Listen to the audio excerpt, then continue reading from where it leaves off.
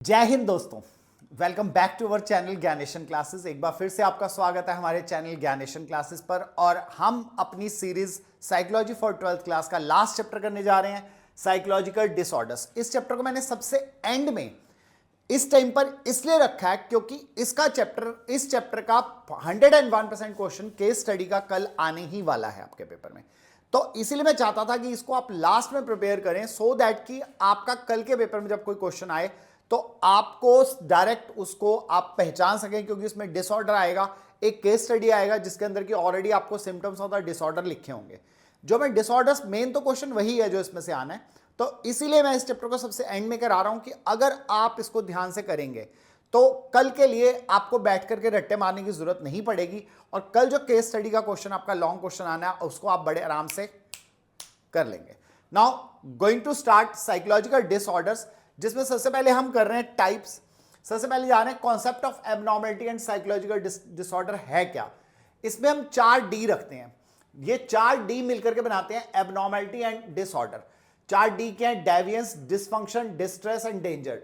डेविएंस का मतलब है psychological disorders are characterized by deviance, unusual, bizarre, strange. जब डेविएट हो जाता है, कोई चीज डेविएट हो जाती है, यानी कि उसका कुछ यहां पर अनयूजुअल, जो है नहीं, यूजुअल नहीं है, कुछ हटके है, बिल्कुल अलग तरह से है। बाइजरे, बाइजरे मीन्स ऊट पटांग सा कुछ ऐसा जिसका कोई रियलिस्टिक लाइफ से कोई तालमेल नहीं बैठता, ऐसा कुछ।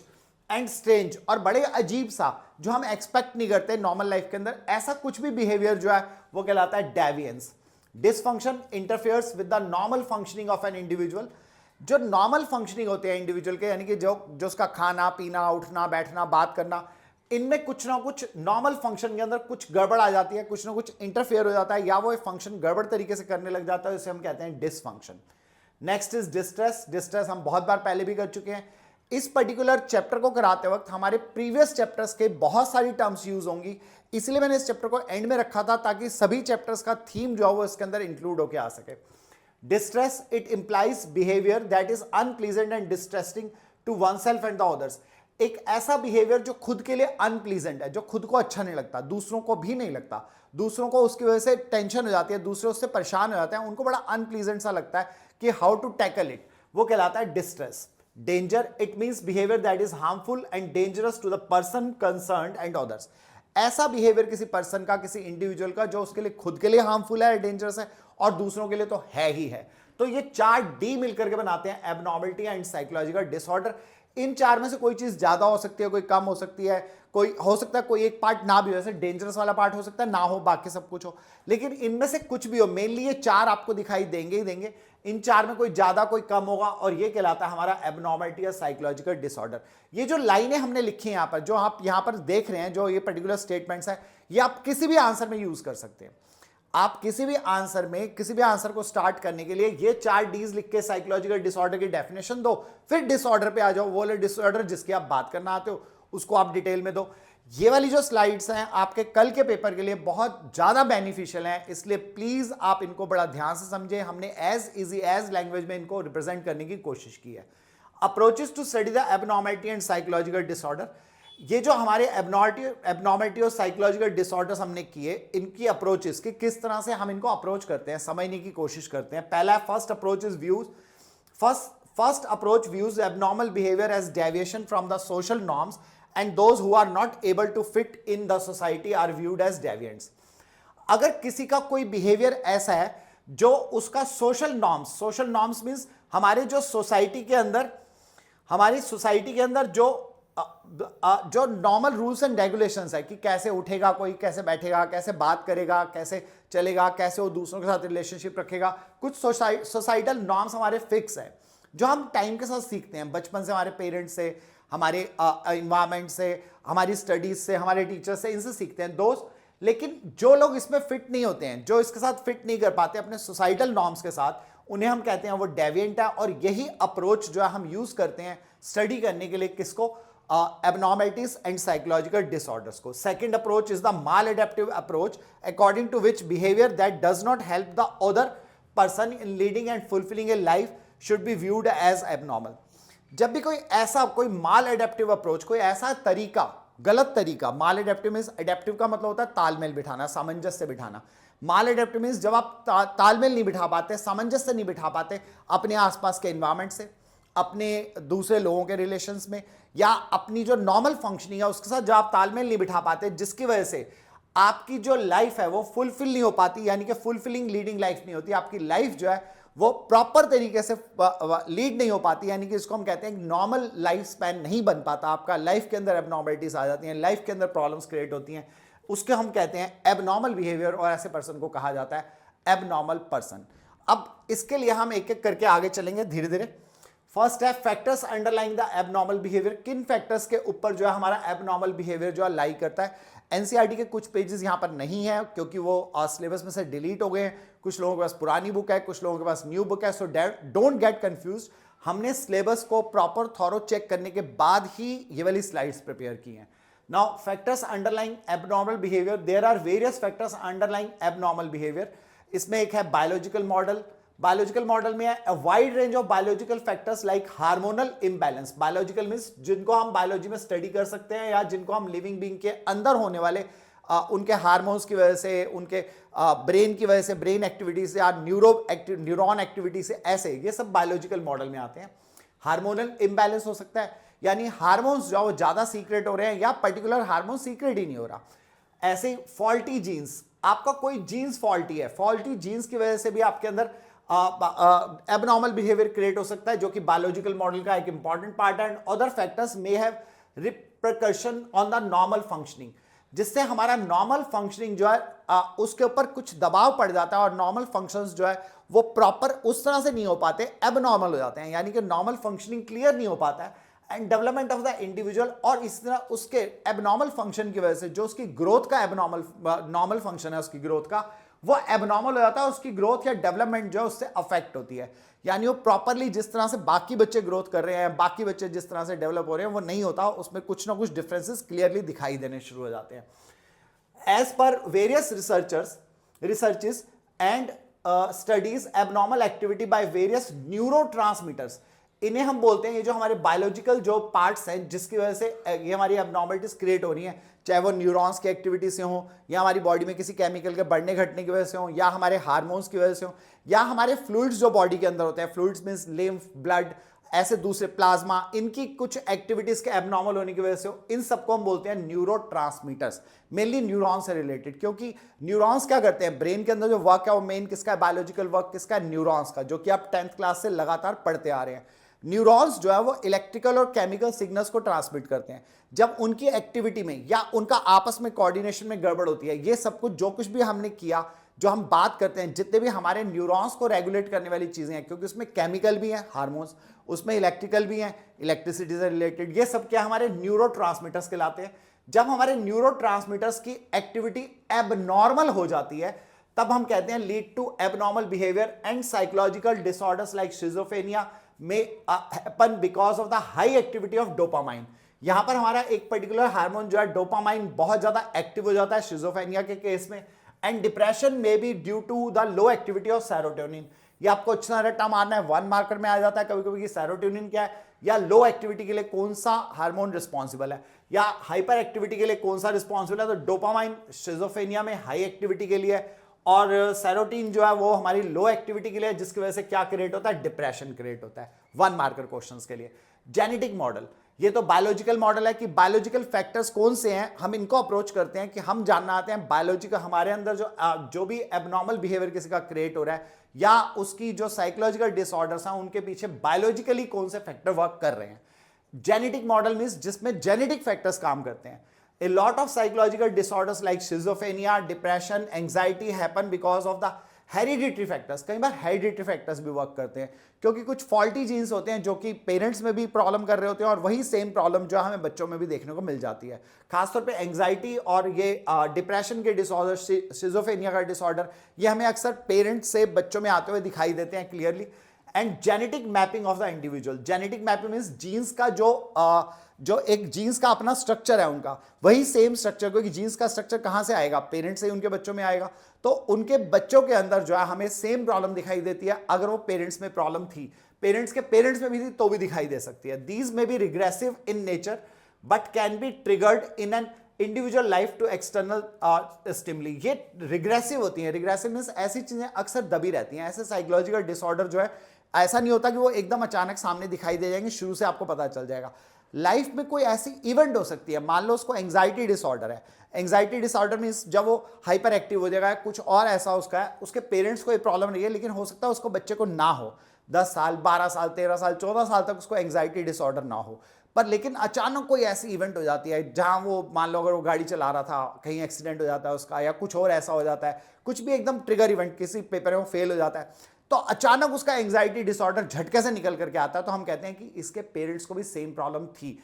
तो ये ज्यादातर रिग्रेसिव इन नेचर रहता है, लेकिन एक्सटर्नल स्टिमुली यानी कि बाहर से अगर कुछ हो रहा है एनवायरमेंट में एक्शन, तो उसके रिएक्शन के तौर पर ऐसी जो डिसऑर्डर्स होते हैं वो क्लियरली सामने आ जाते हैं। नेक्स्ट इज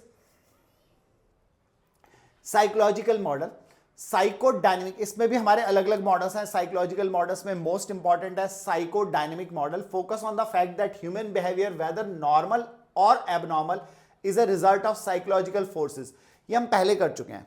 पिछले चैप्टर्स में बहुत सारी ऐसी चीजें हैं जिनको हमने डिटेल में किया है, वो यहां पर पूरी की पूरी यूज होंगी। अगर आपने मेरी पिछले चैप्टर्स की वीडियोस देखी हैं तो आपको इनको समझना बहुत आसान होगा, क्योंकि हमने यहां पर सिर्फ टर्म्स लिखी हैं। अब हमने पूरा डिटेलिंग नहीं कर रहे हैं हम उनका, क्योंकि ऑलरेडी वो प्रीवियस चैप्टर्स के अंदर डिटेलिंग हो चुकी है और हमारे पास टाइम थोड़ा कम है, क्योंकि हमारा कल ही पेपर है। तो हम इन चीजों को, आपको मेरी पिछली स्लाइड्स को देखना पड़ेगा या पिछले चैप्टर्स को देखना पड़ेगा। आप उस टॉपिक से गो थ्रू करेंगे तो आपको ये टर्म्स मिल जाएंगी। तो साइकोलॉजिकल फोर्सेस जो हमारी पर्सनैलिटी को बिल्ड करती हैं, हमारे सेल्फ को बिल्ड करती हैं, वो होती हैं आईडी, ईगो और सुपर ईगो। आईडी, ईगो और सुपर ईगो का मैंने एग्जांपल आपको दिया था। आईडी होता है कि जब हमारी जो ग्रेटिफिकेशन ऑफ नीड्स है, यानी हमारी जरूरतों की जो संतुष्टि है, उसके लिए हम एकदम से हो जाते हैं तैयार कि अभी के अभी हमारी जरूरत पूरी होनी चाहिए। ये जरूरतें हमारी फिजिकल हो सकती हैं, ये जरूरतें हमारी बायोलॉजिकल हो सकती हैं, सेक्सुअल भी हो सकती हैं। जैसा कि फ्रूइड वगैरह ने ज़्यादातर जो है उन्होंने जोर दिया था कि वो उन्होंने कहा था कि सेक्सुअल नीड्स के ऊपर बात की थी, लेकिन बाद में जो दूसरे साइकोलॉजिस्ट आए या जो दूसरे रिसर्चर्स थे, उन्होंने इन चीज़ों को कम कर दिया, लेकिन उन्होंने कहा कि किसी भी नीड की ग्रेटिफिकेशन हो सकती है। ग्रेटिफिकेशन मीन्स उसकी संतुष्टि, उसका पूरा होना। इसका एग्जाम्पल मैंने दिया था कि एक बच्चा अगर अपनी मदर के साथ जा रहा है और देखता है दूसरे बच्चे आइसक्रीम खा रहे हैं, तो वो अपनी माँ से अड़ जाता है, मुझे अभी के अभी आइसक्रीम चाहिए, मुझे आइसक्रीम लेके दो, मुझे नहीं पता, मेरे को नहीं मालूम। वो छीन के भी खा सकता है किसी बच्चे से, अपनी मदर से अड़ सकता है, जिद कर सकता है, बहस कर सकता है, लड़ाई कर सकता है। ये तो आइडिया है कि उसको सिर्फ अपनी जरूरत दिख रही है, ना तो वो सोशल एक्सपेक्टेशन देख रहा है, ना वो देख रहा है कि वहां लोग और क्या कहेंगे, ना उसको अपनी खुद की इमेज खराब होने का डर लग रहा है। दूसरा है ईगो। ईगो में अपनी इस जो नीड ऑफ ग्रेटिफिकेशन है, इसको थोड़े समय के लिए कंट्रोल किया जाता है, रोका जाता है, समझाया जाता है अपने आप को। ब्रेन जो है उसको समझाता है कि इस समय सोसाइटल नॉर्म्स ये है कि चिल्लाना नहीं है, फैलना नहीं है, आइसक्रीम मिल सकती है, बट लेकिन उसके लिए कोई सही तरीका इस्तेमाल करना है, इरेशनल मेथड यूज नहीं करना, रैशनल मेथड से हमें करना है, तब वो कहलाता है हमारा ईगो। जिसमें कि हम क्या करते हैं, वो बच्चा अपनी माँ को कहता है कि कुछ पैसे दे दो मुझे ताकि मैं भी आइसक्रीम खा लूँ। मम्मी को लगता है हाँ इसने बड़े बेटर तरीके से मांगा है, वो उसको आइसक्रीम लेके दे देती है। या ऐसा भी हो सकता है कि वो उसको कहे कि नहीं बेटा, आपकी तबीयत कल खराब थी, आपको अभी भी रनिंग नोज है या आपको कोल्ड हो रखा है, तो आप आइसक्रीम मैं आपको कल या परसों में खिला दूंगी। तो अब यहां पर वो बच्चा मान जाता है। ये है ईगो। और सुपर ईगो है कि एक बच्चे का आइसक्रीम खाने का बहुत मन है, वो किसी पड़ोस की आंटी के पास गया, उनके घर में बैठा हुआ, उन्होंने उसको आइसक्रीम दी कि बेटा आप आइसक्रीम खा लो। सुपर ईगो उसकी सामने आ जाती है कि उसको नीड भी है, लेकिन वो अपने सेल्फ को, अपनी सेल्फ एस्टीम को नीचे नहीं लाना चाहता। तो वो उनके सामने क्या शो करता है, उनके सामने शो करता है, नहीं आंटी मैं तो आइसक्रीम खाता ही नहीं हूं, मेरा बिल्कुल मन नहीं है खाने का। अरे हमने तो कल ही खाई है, मैं तो आइसक्रीम खाता ही। उसका मन कर रहा है लेकिन उसने नहीं खाई, उसको जबरदस्ती दी जा रही है, वो अपने आप को रोक रहा है, अपनी उस नीड को उसने दबा दिया है पूरी तरह से। That is known as super ego. ये तीनों फोर्सेस मिलकर के अंदर हमारे अंदर काम करती हैं और इनका बैलेंसिंग जो है वो हमारे पर्सनैलिटी, हमारे बिहेवियर को डिसाइड करता है। इन द अनकॉन्शियस माइंड, ये सब अनकॉन्शियस माइंड की फोर्सेस हैं। एंड द रिलेट, ये ऐसा नहीं है कि हमें पता होता है हमारी आईडी है, ईगो है, ऐसा नहीं होता। ये अनकॉन्शियस माइंड के अंदर है, जो अपने आप चलती रहती हैं, रिलेट करती रहती हैं और इनका घटना बढ़ना चलता रहता है हमारे अंदर अनकॉन्शियस माइंड के अंदर। And the relative strength of the ID, ego and super ego, जो इनकी स्ट्रेंथ है, कौन ज्यादा है कौन कम है, ये डिटरमाइन करती है कि पर्सन की पर्सनैलिटी क्या होगी, उसका बिहेवियर क्या होगा, वो किस तरह से लोगों से इंटरेक्शन करेगा। ये आईडी, ईगो और सुपर ईगो, ये वाली हमारी फोर्सेस जो अनकॉन्शियस माइंड के हैं वर्क करती हैं। बिहेवियर मॉडल, यहां पे हम बिहेवियर के ऊपर जोर देते हैं। states that human behavior whether normal or abnormal can be learnt and unlearned. कोई भी बिहेवियर जो है, चाहे वो सही बिहेवियर है या गलत बिहेवियर है, दोनों के दोनों सीखे जा सकते हैं, सीखे भी जा सकते हैं और भुलाए भी जा सकते हैं। अगर आप कोई अच्छा बिहेवियर किसी को सिखाना चाहते हैं तो आप उसको रिवार्ड पनिशमेंट कर सकते हैं। बहुत सारे एग्जांपल थे इसके, हमारे पास बहुत सारे तरीके थे इसको करने के लिए जो हमने किए हुए हैं ऑलरेडी प्रीवियस चैप्टर्स के अंदर। आप एक बच्चे को अच्छी आदत सिखाना चाहते हो कि वो मेहमानों के आने पर उनको नमस्ते करे, उनका रिगार्ड करे, तो आपने उसको रिवार्ड कर दिया कि अगर मेहमानों के सामने अच्छा रहेगा तो मैं तेरे को चॉकलेट दूंगी या चॉकलेट दूंगा, या तू होमवर्क पूरा करके दिखाएगा मुझे रोज तो मैं तेरे को रोज चॉकलेट दूंगी। तो ये उसके लिए एक रिवार्ड है, पनिशमेंट भी हो सकती है। होमवर्क पूरा नहीं करेगा तो आज तेरी पिटाई हो जाएगी, आज तेरे को डांट पड़ेगी या कुछ और। तो रिवार्ड और पनिशमेंट से हमने उसको एक बिहेवियर सिखा दिया, ठीक है। ऐसे कोई बिहेवियर उसने गलत सीख लिया तो उसको भुलाया भी जा सकता है। मान लो बच्चे को एक बिहेवियर है कि रात को कुछ बच्चे रात को यूरिनेट कर देते हैं बेड के अंदर, तो उनको ये अनलर्न करवाया जाता है बिहेवियर। क्या क्या आता है, रात को उनको उठा के बीच में सुसु कराया जाता है, या उनको बीच में मदर्स या फादर्स उठा करके उनको पूछते हैं कि आपको सुसु तो नहीं आया। सोने से पहले वो उनको कहते हैं कि वो लिक्विड ना लें। उनको ब्रेन को उनको प्रिपेयर किया जाता है कि मेरे को रात को बेड में सुसु नहीं करना है। तो ये जो चीज़ है क्या अनलर्न है वो वाला बिहेवियर। तो ऐसे बिहेवियर्स को हम बिहेवियर जो भी चाहे नॉर्मल हो या अननॉर्मल हो उनको सीखा जा सकता है और उनको भुलाया भी जा सकता है, यानी कि अनलर्न भी किया जा सकता है। Abnormal behaviour is a result of learning mall adaptive ways of behaving. जब हम बिहेवियर के गलत तरीके सीख लेते हैं, माल एडेप्टिव वेज हम सीख लेते हैं, तो हमारा बिहेवियर भी माल एडेप्टिव हो जाता है, यानी एबनॉर्मल हो जाता है। There are 3 most eminent theories of the behaviour model that are classical conditioning, operant conditioning and social learning. ये हम ऑलरेडी प्रीवियस चैप्टर्स के अंदर कर चुके हैं, यहां मैं इनकी डिटेलिंग नहीं करूंगा। कहीं आप मेरी प्रीवियस स्लाइड्स में देख सकते हैं या आप एनसीईआरटी के अंदर इन टॉपिक्स को ढूंढ सकते हैं, क्लासिकल कंडीशनिंग, बिहेवियर मॉडल के operant conditioning and social learning. Cognitive model ये हम ऑलरेडी बिहेवियर लर्निंग के अंदर कर चुके हैं, बिहेवियर वाले पार्ट के अंदर। Cognitive model states that abnormal behaviour is a consequence of faulty thinking and negative and irrational beliefs about oneself and others. इसमें कॉग्निटिव मॉडल हमें ये कहता है कि जो एबनॉर्मल बिहेवियर है वो किस वजह से क्रिएट होता है, हमारी फॉल्टी थिंकिंग, गलत थिंकिंग की वजह से, गलत सोच की वजह से, and negative and irrational beliefs, या ऐसे विश्वास जो ऑलरेडी नेगेटिव है या इरैशनल थॉट्स है, यानी गलत बिलीव्स हम जो शुरू से मान करके चल पड़ते हैं, तो उसकी वजह से हमारा फॉल्टी बिहेवियर या एबनॉर्मल बिहेवियर बन जाता है, अपने बारे में भी और दूसरों के बारे में भी। And drawing broad negative conclusion on the basis of insignificant events result in abnormal behavior। और broad negative conclusion, हम बहुत जबरदस्त broad negative conclusions निकाल लेते हैं अपनी normal life events के लिए भी, जो कि abnormal behavior को indicate करती हैं। जैसे कि इसका एग्जाम्पल हम ले सकते हैं कि मान लो आप जैसे हम कई जगहों पे हम ब्लाइंड फेथ करते हैं कि अगर बिल्ली आगे से रास्ता काट गई तो हम कहते हैं कि आज का दिन अच्छा नहीं गुजरेगा, हमारे लिए कुछ गलत होने वाला है। That is actually negative perception, कि हमें लगता है ऐसा, हमने नेगेटिव कंक्लूजन किया हुआ है। एक सिंपल सी बात का, इसका कोई लॉजिक नहीं है कि काली बिल्ली रास्ता काट गई तो दिन कैसे खराब हो सकता है, क्या पता काली बिल्ली का दिन खराब हो जाए, ये भी तो हो सकता है। तो हम ये कॉग्निटिव मॉडल में हम स्टडी करते हैं, हम ऐसा मानते हैं कि हम कुछ गलत प्रिसेप्शंस रख लेते हैं। तो मैंने छोटा सा एग्जांपल दिया है बस जस्ट कि ये हमारा एक नेगेटिव प्रिसेप्शन होता है, पर ऐसा हम हमेशा मतलब बड़ी बड़ी इवेंट्स के लिए हम जब कॉग्निटिव मॉडल में आते हैं तो ऐसा वो जो एबनॉर्मल बिहेवियर करने वाला पर्सन है उसके अंदर ऐसे प्रिसेप्शंस, ऐसी नेगेटिव थॉट्स का एक पूरा का पूरा ढेर इकट्ठा हो जाता है, जिसकी वजह से उसका बिहेवियर जो है नॉर्मल इवेंट्स के लिए भी एबनॉर्मल हो जाता है। Humanistic existential model, humanistic existence model के बारे में हम पहले भी पढ़ चुके हैं, जहां पर कि हम सेल्फ पे ज़्यादा जोर देते हैं। हम इस बात पे जोर देते हैं मैं क्या हूं, क्यों हूं, मेरा ह्यूमन एग्जिस्टेंस क्यों है, मेरी लाइफ का क्या पर्पज़ है, ये होता है।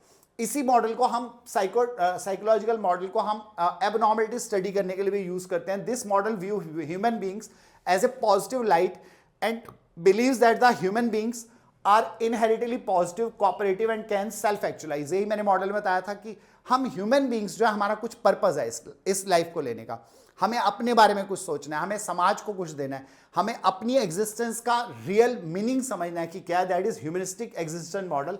इसमें हमने ह्यूमन बीइंग्स को माना है कि वो पॉजिटिव लाइट होते हैं और ये बिलीव करते हैं कि ह्यूमन बीइंग्स जो है वो इनहेरिटली पॉजिटिव है। इनहेरिटली मींस उनको ये लाइफ में मिला है, वो ऐसी स्पीशीज हैं कि वो पॉजिटिव है, कोऑपरेटिव है और सेल्फ एक्चुअलाइज है, यानी अपने आप को खुद को समझ सकते हैं, अपने आप को खुद को कंट्रोल कर सकते हैं, अपने आप को खुद को वो सर्वाइविंग कंडीशंस के लिए एडेप्टिव बना सकते हैं। ये सब बातें ह्यूमनिस्टिक एग्जिस्टेंस मॉडल में है, क्योंकि हम जानवरों से अलग हैं। Next is those who lack meaning in their lives tend to live empty, depressed and dysfunctional life. लेकिन कुछ लोगों का जिनका अपनी लाइफ का मीनिंग खत्म हो जाता है, मैं ये नहीं कह रहा कि सभी के सब इस तरह की लाइफ में लग जाते हैं, हाँ, लेकिन कुछ ना कुछ तो पर्पस रहता ही है। हम अगर पढ़ रहे हैं तो क्यों? क्योंकि हमारे पेरेंट्स की एक्सपेक्टेशन है। हम अच्छा रिजल्ट ला रहे हैं, क्यों? क्योंकि हमें अच्छा कैरियर बनाना है। हम अपना अच्छा कैरियर बनाते हैं, अच्छी जॉब करते हैं, क्यों? क्योंकि हमें अपनी फैमिली को प्रॉस्पेरियस करना है, हमें अच्छा घर खरीदना है, कार खरीदनी है, एक लग्जरियस लाइफ अपने बच्चों को भी देनी है। ये सब क्या हमारे लाइफ के पर्पस है। बट लेकिन those who lack meaning in their lifes, जिनका अपनी लाइफ के लिए मीनिंग खत्म हो जाता है, यानी वो ह्यूमन एग्जिस्टेंस मॉडल के अगेंस्ट हो जाते हैं, उसमें क्या होता है कि टेंड टू लीव एम्प्टी, वो अपने आप को एम्प्टी, खाली खाली महसूस करते हैं। अपने आप को वो क्या महसूस करते हैं? Empty, depressed and dysfunctional life. उनकी लाइफ जो है डिप्रेस्ड हो जाती है और वो डिसफंक्शनल हो जाती है, और यही माल एडेप्टिव बिहेवियर या साइकोलॉजिकल डिसऑर्डर क्रिएट करते हैं। सोशियो कल्चरल मॉडल, यानी सोसाइटी और कल्चर का भी इफेक्ट पड़ता है हमारे साइकोलॉजिकल डिसऑर्डर्स होने का और एबनॉर्मल और नॉर्मल बिहेवियर लाइफ होने का। वेरियस सोशियो कल्चर फैक्टर्स, कुछ सोशियो कल्चरल फैक्टर्स भी ऐसे एम्प्लॉयमेंट कंडीशंस कैसी हैं, एम्प्लॉयमेंट है या नहीं है। अनएम्प्लॉयड पर्सन जो है वो ज़्यादा डिप्रेशन में जा सकता है, और हाईली एम्प्लॉयड भी जो है वो डिप्रेशन में जा सकता है। अक्सर हम सुनने को मिलता है हमें कि एक पर्टिकुलर कंपनी के अंदर जो जॉब कर रहे थे वो बहुत ज़्यादा उनके ऊपर बहुत ज़्यादा प्रेशर था काम का, इस वजह से उसने सुसाइड अटेम्प्ट कर लिया। उसने लेटर में भी लिख दिया कि मेरे पर बहुत ज़्यादा जो वो आ रहा था, तो मैंने, और ऐसी जो इंटरपर्सनल रिलेशनशिप होती है हस्बैंड वाइफ की या और लोगों से, आपके एम्प्लॉयर आपके ऊपर ज़्यादा प्रेशर क्रिएट कर रहे हैं, आपका रिलेशनशिप वहाँ अच्छा नहीं है, अपने साथ में कोलीग्स जो काम कर रहे हैं उनके साथ नहीं है, ये सब क्या हमारे सोशियो कल्चरल मॉडल में आते हैं। Like employment condition, war, prejudice और डिस्क्रिमिनेशन के बारे में हम डिटेल ऑलरेडी बहुत सारे चैप्टर्स के अंदर पढ़ चुके हैं कि गलत धारणाएं जहां हम बना लेते हैं या डिस्क्रिमिनेशन होता है, भेदभाव होता है हमारे साथ, ये सब के सब कलेक्टिव। इस तरह इसके अलावा कल्चर दो तरह के होते हैं, कलेक्टिविस्टिक और इंडिविजुअलिस्टिक। जो हमारा कल्चर है इंडियंस का, उसमें ग्रुप, हमारे आसपास के लोग, हमारे पेरेंट्स, हमारे पड़ोसी, हमारे यार दोस्त, इन सब के साथ हमें मिलकर रहना पड़ता है। हमारी अलग से इंडिविजुअल आइडेंटिटी नहीं होती, हमारा इंडिविजुअलिस्टिक नहीं होता, यानी कि हम अब ग्रुप के साथ जुड़े हुए हैं, ग्रुप हमसे जुड़ा हुआ, हमारी इंटरडिपेंडेंसी है। हम अकेले अपनी प्रिवेसी वाली चीज जो है वो नहीं कह सकते कि मैं अकेला बिल्कुल सर्वाइव कर सकता हूं। हमारी इंडियन कल्चर ऐसा नहीं है, वो कलेक्टिविस्टिक है, जबकि बाहर की कंट्रीज में इंडिविजुअलिस्टिक करेक्टर है। इंडिविजुअलिस्टिक मींस वहां ग्रुप, और उसमें आपको डायग्राम याद होगा, दो ट्रायंगल बने हुए हैं, एक में इंडिविजुअल एक में ग्रुप। तो वहां पर वो अलग अलग है, इंडिविजुअल की अपनी आइडेंटिटी है, ग्रुप की अपनी आइडेंटिटी है, इंटरेक्शन जरूर है आपस में, लेकिन इंडिविजुअल ग्रुप के बिना एग्जिस्ट करता है, और ग्रुप जो है वो उसकी प्रिवेसी में, उसकी इंडिविजुअल सेल्फ के अंदर कोई भी इंटरफेयर नहीं कर सकता। तो ये एक बड़ा इंपॉर्टेंट है। तो बाहर की कंट्रीज में इंडिविजुअलिस्टिक है तो कई बार लोगों में डिप्रेशन हो जाता है, कई बार हमारा कलेक्टिविस्टिक है, बहुत ज्यादा फैमिली प्रेशर है तो डिप्रेशन हो जाता है, या कोई और मेंटल डिसऑर्डर क्रिएट हो जाता है। Explain human behaviour whether normal और abnormal in the best possible manner, ये भी हमारा एक्सप्लेन करता है कि कैसे हमारा इंडिविजुअलिस्टिक और कलेक्टिविस्टिक जो हमारा कल्चर है वो कैसे हमें एबनॉर्मलिटीज की तरफ ले आ सकता है या नॉर्मलिटी की तरफ ला सकता है। क्योंकि कभी कभी ऐसा होता है कि हमारे एबनॉर्मल बिहेवियर को ठीक करने के लिए हमारे दोस्त, हमारी फैमिली, दूसरे लोगों का सपोर्ट हमें काम करता है, हम डिप्रेशन से जल्दी बाहर आ जाते हैं। मैं बार बार डिप्रेशन का एग्जांपल ले रहा हूँ क्योंकि डिप्रेशन एक कॉमन वो है जो आप आसानी से समझ सकते हो, जिसका एग्जाम्पल आप पेपर में जब मर्जी लिख सकते हो। नेक्स्ट है डायथेसिस स्ट्रेस मॉडल। डायथेसिस का मतलब होता है balancing. As per this model, psychological disorder develop when the diathesis, biological predisposition or to the disorder, हम पहले से ही किसी डिसऑर्डर के लिए पहले से ही मान के चलते हैं कि मुझे तो ऐसा होने वाला है या मुझे ऐसा हो रहा है, या पहले से ही आपके अंदर ऑलरेडी वो एग्जिस्ट करता है डिसऑर्डर, लेकिन खुल के सामने नहीं आता। यानी वो जब कोई ट्रिगरिंग इवेंट आएगी तभी वो सामने आएगा। This is known as diathesis stress model. As per this model, psychological disorders develop when a diathesis, that means biological predisposition to the disorder is set off by a stressful situation।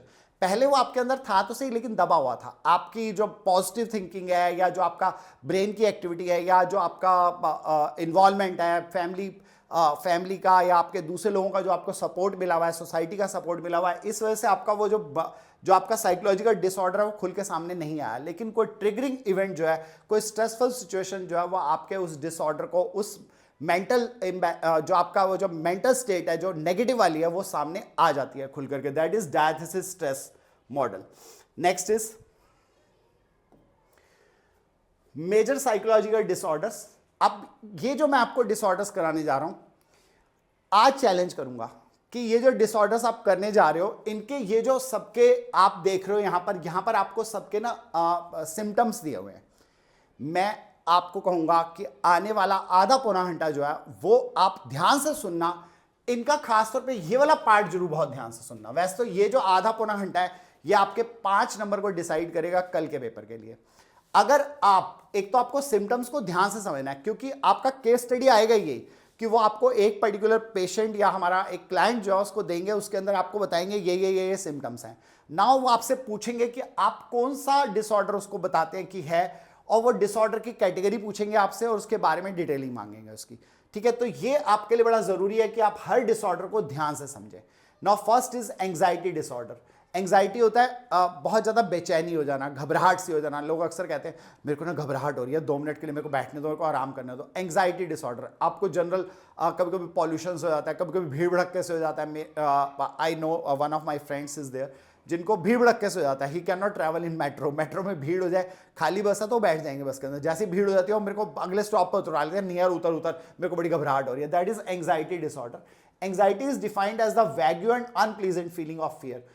आपको किसी चीज का डर हो जाता है, एक unpleasant, जो आपका प्लीजेंट नहीं है, एक अजीब सा डर। वैग्यू मतलब बड़ा अजीब सा, बड़ा परेशान करने वाला एक डर आपके अंदर आ जाता है। And apprehension and some of its symptoms are, इसके आप सिम्टम्स क्या होंगे, जो आपको ऐसा कोई डर या कोई ऐसी चीज आपके अंदर ऐसी कोई धारणा आ जाएगी कुछ होने वाला है, कुछ होने वाला है, तो ये रैपिड हार्ट रेट हो जाएगा।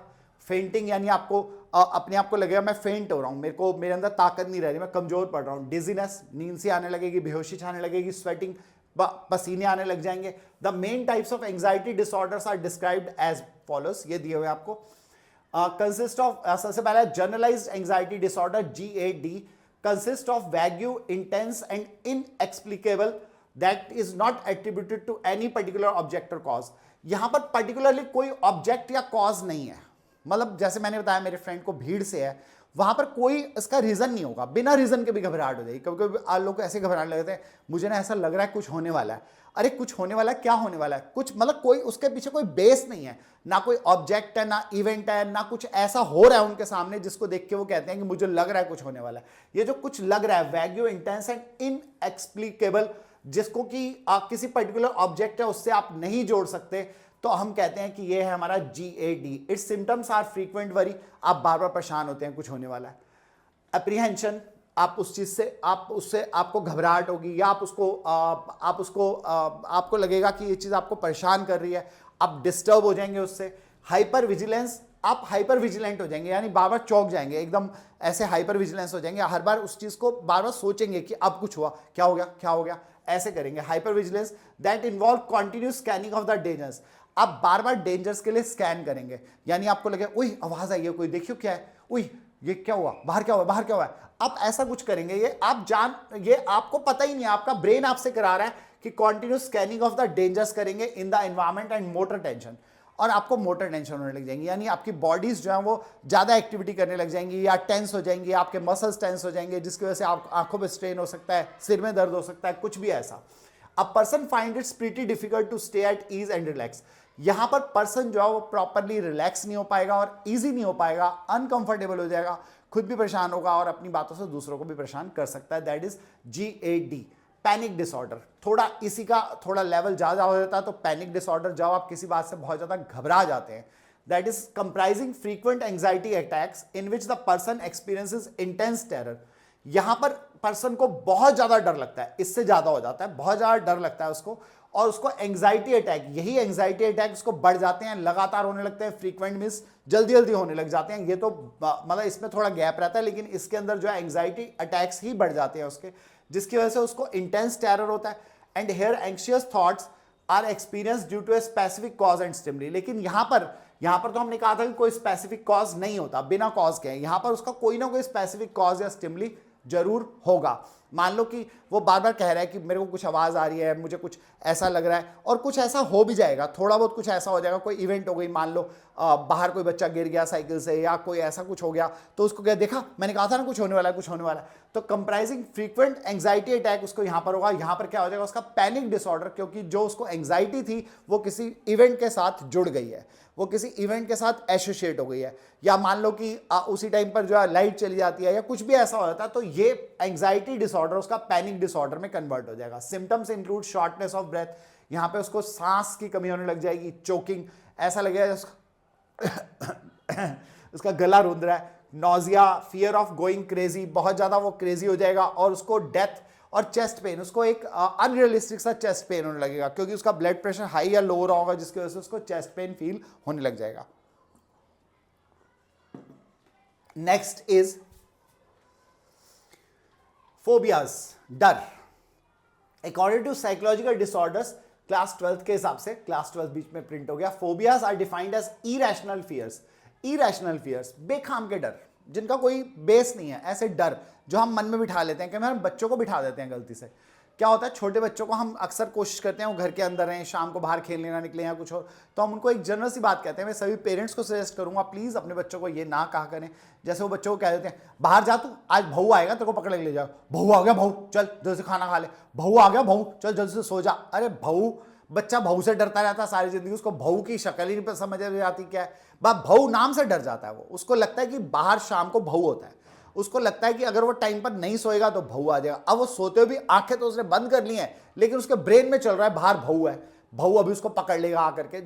ये हमने उसके मन में एक डर बिठा दिया है, ये फोबिया जो उसको बैठ गया है, ये फोबिया उसके साथ जिंदगी भर चल जाएगा अगर आप उसको शुरू से बोल्ड नहीं बनाएंगे। तो कई बार पेरेंट्स की भी गलती होती है। मैं हमेशा सजेस्ट करता हूं कि ऐसे फोबियाज बच्चे को अननेसेसरीली ना दें, वरना वो उसके साइकोलॉजिकल डिसऑर्डर्स क्रिएट हो जाएंगे। तो इसमें उसको इरेशनल फियर्स होते हैं रिलेटेड टू पर्टिकुलर ऑब्जेक्ट, किसी ऑब्जेक्ट से हो सकता है, पर्सन से हो सकता है, और सिचुएशन से हो सकता है।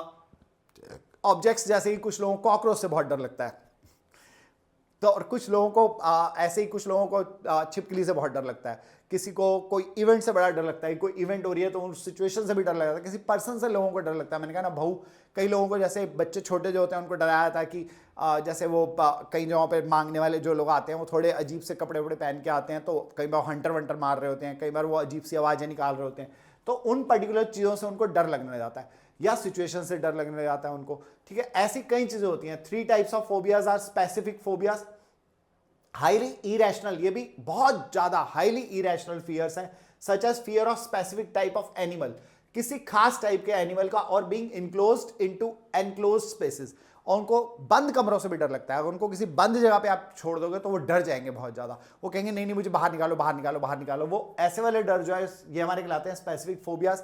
स्पेसिफिक फोबियाज भी हम क्रिएट करते हैं। इसमें एक स्पेसिफिक एक्सपेरिमेंट दिया आता है, जिसमें दिया आता है कि 2 से 3 साल के बच्चों को अगर आप स्नेक्स के साथ छोड़ दो एक कमरे के अंदर, उनके साथ खेलते रहेंगे वो, बशर्ते कि वो स्नेक्स डेंजरस ना हो तो वो उनसे खेलेंगे, उनके साथ वो नॉर्मल बिहेवियर शो करेंगे। लेकिन जब वही बच्चा 6-7 साल का हो जाता है तो उन्हीं स्नेक्स से वो डरने लग जाता है। क्यों? क्योंकि उसको ये बताया जाता है कि स्नेक्स आर डेंजरस एक्चुअली, या वो मूवीज में देखता है, या वो रील्स में देखता है, या वो लोगों से सुनता है, अपने घर वालों से सुनता है कि स्नेक्स जो है डेंजरस होते हैं, तो वो स्नेक्स से डरना शुरू कर देगा। तो ये फोबिया जो है, ये स्पेसिफिक फोबिया, किसी चीज से डरना। Social phobia is defined as the feeling of intense fear and embarrassment when dealing with others in public. जब दूसरे लोगों से पब्लिक में कोई डील कर रहा होता है तो उसको बहुत घबराहट होती है, बहुत ज़्यादा डर लगता है, इसको कहते हैं सोशल फोबिया। यानी जब उसको अपनी पर्सनल, अपनी रिलेशनशिप क्रिएट करने में प्रॉब्लम आती है, किसी के सामने खुल के बात करने में। ऐसे लोग इंट्रोवर्ट होते हैं, बहुत ज़्यादा घबराएंगे, बात करते वक्त करेंगे उनकी नज़रें कभी सामने वाले पे नहीं टिकेंगी, वो कभी इधर देखेंगे कभी उधर देखेंगे, हाथ पैर में रोड़ेंगे, उनके हाथों पैरों पर पसीना आने लग जाएगा। ये सब कंडीशन साथ में चलती हैं सोशल फोबियाज में। Agoraphobia is the fear of entering unfamiliar situation. ऐसी किसी सिचुएशन में एंटर करना जो अनफेमिलियर है, पहले से उस सिचुएशन में वो नहीं रहे हैं। जैसे कि एक कॉमन, कई लोगों को डर लगता है हवाई जहाज बैठने से, डर लगता है, बहुत लोग हवाई जहाज में नहीं बैठते हैं। ये वहां पे हवाई जहाज बैठने में उनको डर इसलिए लगता है क्योंकि उनके लिए फेमिलियर सिचुएशन नहीं है। अगर उनको कहा जाए बस में ट्रैवल करना, बस में तो ट्रैवल करते ही है कहीं, तो इसलिए उनको डर नहीं लगता। लेकिन अचानक उनको कहा जाता है कि अब तुम्हें हवाई जहाज पर चढ़ना है, तो एग्रोफोबिया हो जाता है, उनको घबराहट हो जाती है, क्योंकि ये अनफेमिलियर सिचुएशन है जिसमें उनको जाना है। And people with agoraphobia have problems in living their home, उनको अपना घर छोड़ने से भी डर लगता है क्योंकि वो बाहर नहीं जाना चाहते, अपने घर में ही रहना चाहते हैं। उनको लगता है सेफ रहूंगा मैं घर में, बाहर जाऊंगा तो मुझे एक डिफरेंट सिचुएशन, डिफरेंट इन्वायरमेंट का सामना करना पड़ेगा, उससे ज़्यादा बेटर है मैं घर में ही रहूँ। And thus due to which they are not able to carry out their normal activities as well, इसीलिए वो अपनी नॉर्मल एक्टिविटीज को भी फॉलो नहीं कर पाते, क्योंकि नॉर्मल एक्टिविटीज के लिए आपको सोसाइटी में मूव करना बहुत जरूरी है, आपको सोसाइटल होना बड़ा जरूरी है, सोशल एनिमल हो, बाहर जाना जरूरी है। अगर आप घर में ही बंद हो जाओगे तो अंडरस्टूड है this is your abnormal behaviour, agoraphobia.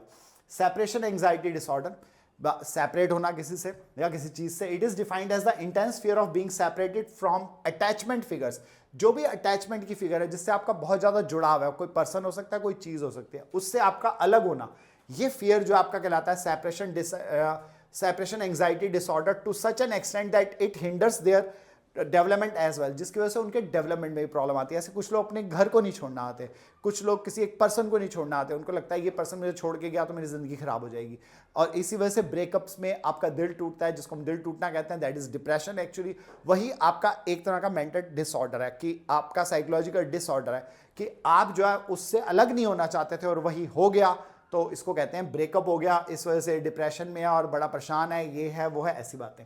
Extend that it hinders their, इससे डेवलपमेंट में रुक जाएगा, पढ़ाई अच्छी नहीं हो पाएगी, वो अपनी डेवलपमेंट की तरफ ध्यान नहीं देगा, हर टाइम खोया रहेगा। तो बताइए आपको ऐसे वाले डिप्रेशन में क्या क्या बच्चे करते हैं। Children with separation anxiety disorder show the following symptoms, are reluctant to go to school, वो स्कूल अकेले नहीं जाना चाहेंगे, ये सिम्टम्स हैं। Shadow every move of their parents, वो अपने पेरेंट्स के सभी मूवमेंट में शेडो बन के रहेंगे, उनके आगे पीछे रहेंगे, अपने पेरेंट्स को नहीं छोड़ेंगे कभी भी। And throw tantrums when they are away from their parents even for a little while, और अगर कुछ देर के लिए भी उनके पेरेंट्स उनसे अलग हो गए तो वो ऊटपटांग हरकतें करने लग जाएंगे, ताकि उनके पेरेंट्स उनके ऊपर अटेंशन दें, उनकी तरफ ध्यान दें, उनको छोड़कर ना जाएं। तो ये क्या है हमारा separation anxiety disorder. Next is obsessive compulsive and related disorder. Obsession और कंपल्शन ये हमारे दोनों के दोनों इसमें आते हैं। पीपल हु सफर ओसीडी बहुत कॉमन है, आपने सुना होगा, आजकल हर तीसरा चौथा आदमी कह रहा होता है मुझे तो ओसीडी है, मुझे ओसीडी है। OCD means obsession compulsive relative disorders are preoccupied with a certain idea and thought, and they are unable to prevent themselves from carrying out a particular activity that hinders their normal day-to-day function. तो थोड़ा सा break करके पढ़ते हैं। People who suffer from OCD are preoccupied means उनके दिमाग में पहले से ही बातें बैठी होती हैं, वो पहले ऐसा मान के चलते हैं, प्री एज्यूम करके चलते हैं, इसको अपने आप अपने से वो अलग नहीं कर पाते इस फीलिंग को, विद ए सर्टेन आइडिया, कोई खास आइडिया, कोई खास थॉट उनके ऊपर बहुत ज्यादा हावी हो जाती है, उनके ब्रेन पे हावी हो जाती है। And are unable to prevent themselves from carrying out a particular activity, जिसकी वजह से वो अपनी खास पर्टिकुलर एक्टिविटी नहीं कर पाते जो उनको कर लेनी चाहिए। यानी कि हो सकता है कि हम उनको एक्सरसाइज के लिए कह रहे हैं, लेकिन उनको एक्सरसाइज नहीं करना आते, उनको लगता है एक्सरसाइज करूंगा मेरी हड्डी टूट जाएगी, ये हो जाएगा वो हो जाएगा, ऐसा कुछ सोच करके चल रहे होते। That hinders their normal day to day function, जिससे उनका normal day to day functioning में प्रॉब्लम आनी शुरू हो जाती है। जैसे ओसीडी में कॉमन ये हो सकता है, आप कई लोगों को ओसीडी में होता है कि जो सामने वाला मुझे देख रहा है, ये मुझे क्यों देख रहा है, ये जो भी बंदा उनके आसपास से, अरे देख ये मैं तो देखता हुआ गया, जरूर ये कुछ सोच रहा है, ओह देख ये ना मेरे को पता नहीं क्यों लग रहा है ये हमारा पीछा कर रहा है, मुझे लग रहा है पता नहीं क्यों ये ना कोई चोर उचक्का है, ये हमला करेगा हमारे। ऐसा कुछ भी मतलब रियलिस्टिक कोई बेस नहीं है, बस दिमाग में बैठ गया कि ऐसा होगा। That is OCD. Obsessive behavior means the inability to stop thinking about a particular behavior or a thought. किसी particular behavior या thought को हम अपने से अलग ही नहीं कर पाते, that is known as obsessive behavior. मैंने कहा ना, ऐसे किसी को देख करके उनको लग रहा है कि वो उससे अलग नहीं हो पाएंगे। Compulsive behavior is the need to perform certain behavior over and over again. इसका एक और कि हम एक सेम बिहेवियर, कंपल्सिव बिहेवियर का मतलब है कि हम बार बार एक बिहेवियर को परफॉर्म करते आते हैं जबकि उसकी जरूरत नहीं होती, हमें लगता है हमें जरूरत है। जैसे कुछ लोगों को लगता है कि उनको लगता है क्लीनलीनेस बहुत जरूरी है, वो बार बार हाथ धोने चले जाते हैं, बार बार टिश्यू से हाथ पोंछेंगे, बार बार वो सैनिटाइजर मारेंगे हाथ पे, और कुछ नहीं उठ करके वॉशरूम चले जाएंगे हाथ धोने के लिए, बार बार हाथ धोते रहेंगे, 4-5 बार हाथ रगड़ रगड़ के धोएंगे। ये क्या है? कंपल्सिव बिहेवियर डिसऑर्डर, जिसकी वजह से ओवर एंड ओवर उनका सेम बिहेवियर बार बार होता है। ये उनके लिए भी प्रॉब्लम है, दूसरों के लिए भी है। Traumas and stress related disorder जब भी कोई people who have been victims of bomb blast, terrorist attack often experience the post traumatic stress disorder, that is PTSD।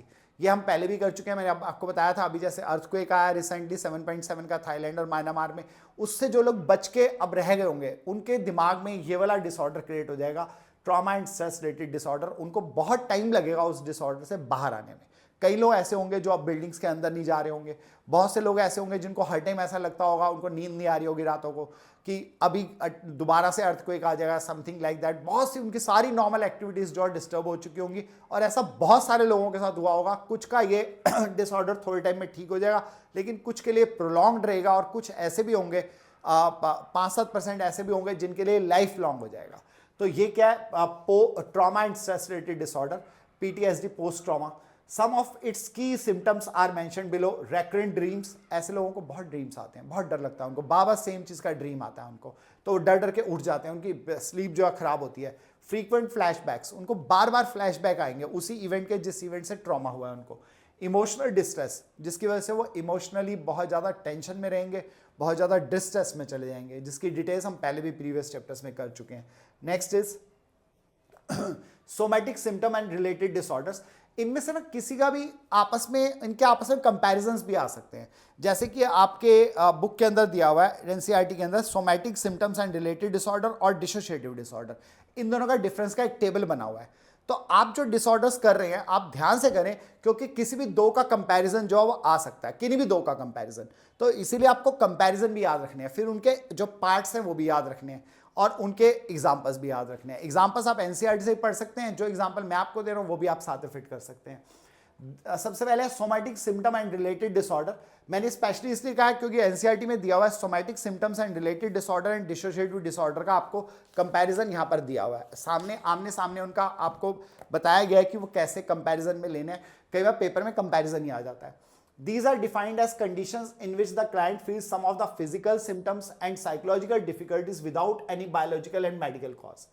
यहाँ पर सोमैटिक सिम्टम या रिलेटेड डिसऑर्डर के अंदर लेकिन फिर से मैं दोबारा रोक रहा हूँ कि मैं आपको फिर से कह रहा हूँ कि आपका जो कल पेपर आने वाला है उस पेपर के अंदर आपकी केस स्टडी पक्का आएगी इन्हीं में से किसी डिसऑर्डर की।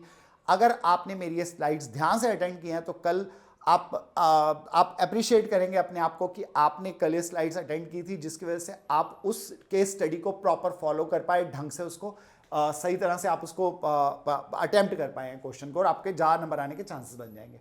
These are defined as the condition. यहाँ पे क्लाइंट जो है ऐसा फील करता है, या पेशेंट है वो ऐसा फील करता है कि कुछ फिजिकल या साइकोलॉजिकल डिफिकल्टी होती है उसको, जिसकी वजह से उसको लगता है कि उसको कुछ बायोलॉजिकल या मेडिकल कॉज है जिसके पीछे, यानी बीमारी है नहीं लेकिन उसको लगता है कि उसको बीमारी है। अक्सर कई लोगों को आपने सुना होगा, वो कहते हैं यार मेरे को तो लगता है मेरे को हार्ट प्रॉब्लम हो गई है, मेरे तो हार्ट में बड़ा दर्द होता है, मेरे तो जब भी मैं कुछ खाता हूँ हार्ट, अरे कुछ खाता तो गैस भी तो हो सकती है।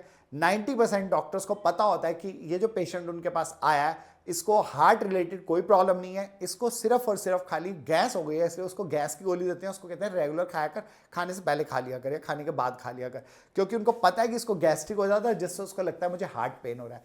तो वो उसको क्लियर करते हैं कि ये हार्ट रिलेटेड प्रॉब्लम नहीं है, लेकिन वो बहुत इंसिस्ट करता है तो टेस्ट करा लेते हैं। लेकिन नॉर्मली जो है उनको मालूम होता है कि ये यहाँ पर उसने मान लिया है कि उसको ऐसी बीमारी है, लेकिन उसको बीमारी है नहीं, वो मान लेता है। और अक्सर क्या होता है, ऐसे लोग जो वो नेट पे भी सिम्टम्स देखते रहेंगे, दूसरे लोगों से पूछेंगे, जैसे मान लो किसी को पर्टिकुलरली है कोई बीमारी तो उससे पूछेंगे अच्छा क्या क्या सिम्टम है, फिर वो अपने आप को रिलेट करने लग जाते हैं उससे। जैसे सामने वाले ने कहा कि मेरे को तो ये पर्टिकुलर मेरे को ना मेरी एक किडनी में थोड़ी प्रॉब्लम आ गई है, तो मेरे को किडनी की ये प्रॉब्लम है, तो मेरे ना थोड़े, अच्छा तुम्हें कैसे पता चला था कि तुम्हें किडनी की प्रॉब्लम है?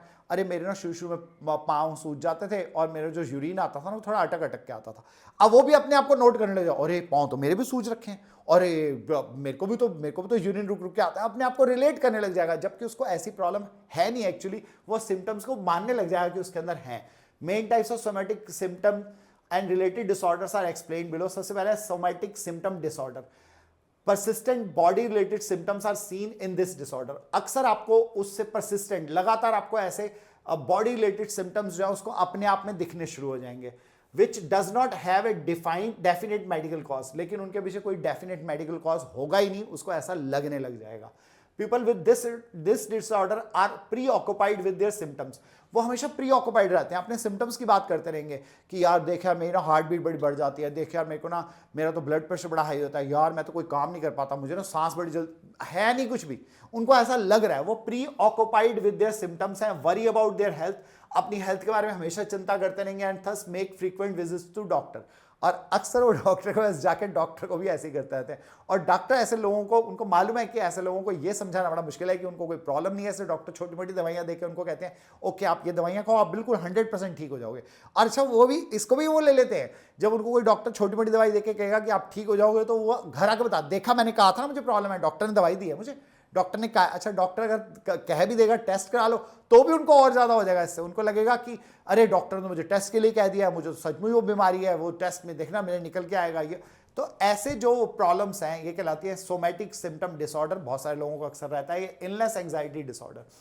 As the name suggests, people with illness anxiety disorder are preoccupied about the thought of developing a serious illness. अक्सर वो ये सोचते रहते हैं कि उनको कोई सीरियस इलनेस हो जाएगी। लाइक मैंने हार्ट अटैक बोला, ऐसे ही one of my relatives was working with some blood cancer patient। वो किसी ब्लड कैंसर पेशेंट के साथ काम कर रहे थे, मतलब कि वो सेवा कर रहे थे उनकी, उनको घर में रखना, उनको डॉक्टर के पास ले जाना, उनकी सभी दवाइयों का वो देखना। तो उन्होंने नेट पे सर्च करना शुरू कर दिया कि ब्लड कैंसर के क्या क्या सिम्टम्स होते हैं, उसके आगे क्या क्या होता है, शुरू में क्या होता है, बाद में क्या होता है।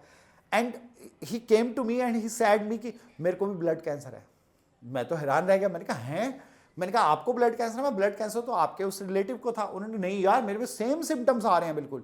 मतलब यहां पर उनको वो है नहीं, ऐसा कोई भी ऐसी बीमारी नहीं है, लेकिन वो सीरियस इलनेस को प्रिटेंड कर रहे हैं कि उनको है, और वो अपने सिम्टम्स को उन सिम्टम्स के साथ जोड़ करके मुझे बता रहे थे कि ऐसा ऐसा है। तो वो अपने आप को सचमुच ऐसा मान रहे थे कि उनको। फिर थोड़ी देर बाद उन्होंने मुझे बताया कि मैंने ना डॉक्टर से दवाई लिया, तो डॉक्टर ने कहा कि आपको ना थे सिम्टम्स, शुरू में ही रोक दिए, आपके खत्म कर दिए हमने सिम्टम। तो मैंने मन ही मन में सोचा कि ये इलनेस एंजाइटी डिसऑर्डर है, जिसको डॉक्टर ने अपने तरीके से किया कि उसने कुछ टाइम के लिए उनको दवाइयां दी। डॉक्टर को पता था उनको ऐसा नहीं है, डॉक्टर ने कुछ दवाइयां देकर उनको ये कह दिया अब खत्म हो गया आपका, आप चिंता मत करो। तो वो कूल हो गए। तो ये भी एक तरीका है उसको ठीक करने का। Conversion disorder, clients with conversion disorder report loss of body part और bodily function like deafness, blindness, difficulty in walking etcetera. यहां पर कन्वर्जन डिसऑर्डर में क्लाइंट जो है मानता है कि उसका कोई बॉडी पार्ट काम करना बंद कर चुका है, या उसके बॉडीली फंक्शंस जो है काम करना बंद कर चुके हैं, यानी कि जैसे कि उसको सुनाई नहीं दे रहा, या उसको कम दिखाई दे रहा है, ब्लाइंडनेस हो गई उसको, या वो वॉकिंग में मुश्किल हो रही है। यहां पर उसको प्रॉब्लम है नहीं, लेकिन वो ऐसा कहना शुरू कर देता है। अक्सर वो कहेगा यार मेरा तो हाथ नहीं काम कर रहा, देख मेरा हाथ कांप रहा है। वो हमेशा लोगों को बोलेंगे मेरा हाथ कांप रहा है, देख मेरे को चलने में बड़ी प्रॉब्लम होती है, मैं चला नहीं जाता, मेरे तो बड़ा हाई ब्लड में बड़ा परेशान हो रहा हूँ। मतलब कोई ऐसा बॉडी फंक्शन वो क्रिएट कर देता है, उनका ब्रेन उनके अंदर ऐसा क्रिएट कर देता है, अनकॉन्शियस माइंड, कि जो है नहीं लेकिन उनको लगता है कि है, और दूसरों को इसके बारे में बार बार कहते हैं। That is known as conversion disorder. Next is dissociative disorder. बहुत इंपॉर्टेंट है डिसोशिएटिव, नाम से पता चलता है। Dissociative is defined as a feeling of estrangement, unreality or depersonalization etc. Some of the major dissociative disorder। यहां पर estrangement का मतलब है बिल्कुल अजनबी हो जाना, बिल्कुल अपने आप से बिल्कुल टूट जाना, अलग हो जाना बिल्कुल, यानी अब जो रियलिटी है उसको एक्सेप्ट ही ना करना, दैट इज डिसोशिएटिव डिसऑर्डर।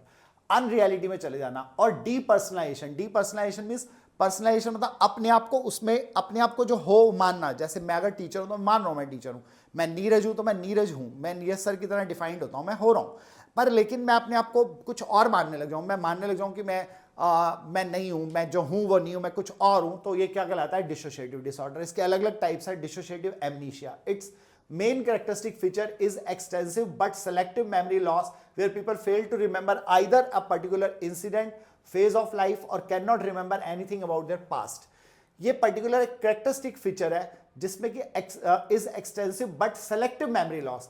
ऐसा नहीं होता कि वो पूरा डिसोशिएटिव होगा, उसने अपनी पूरी पर्सनैलिटी खत्म कर दी, उसको पता ही नहीं है वो है कौन। यहां पर पर्टिकुलर मेमोरी लॉस हो जाता है उसका।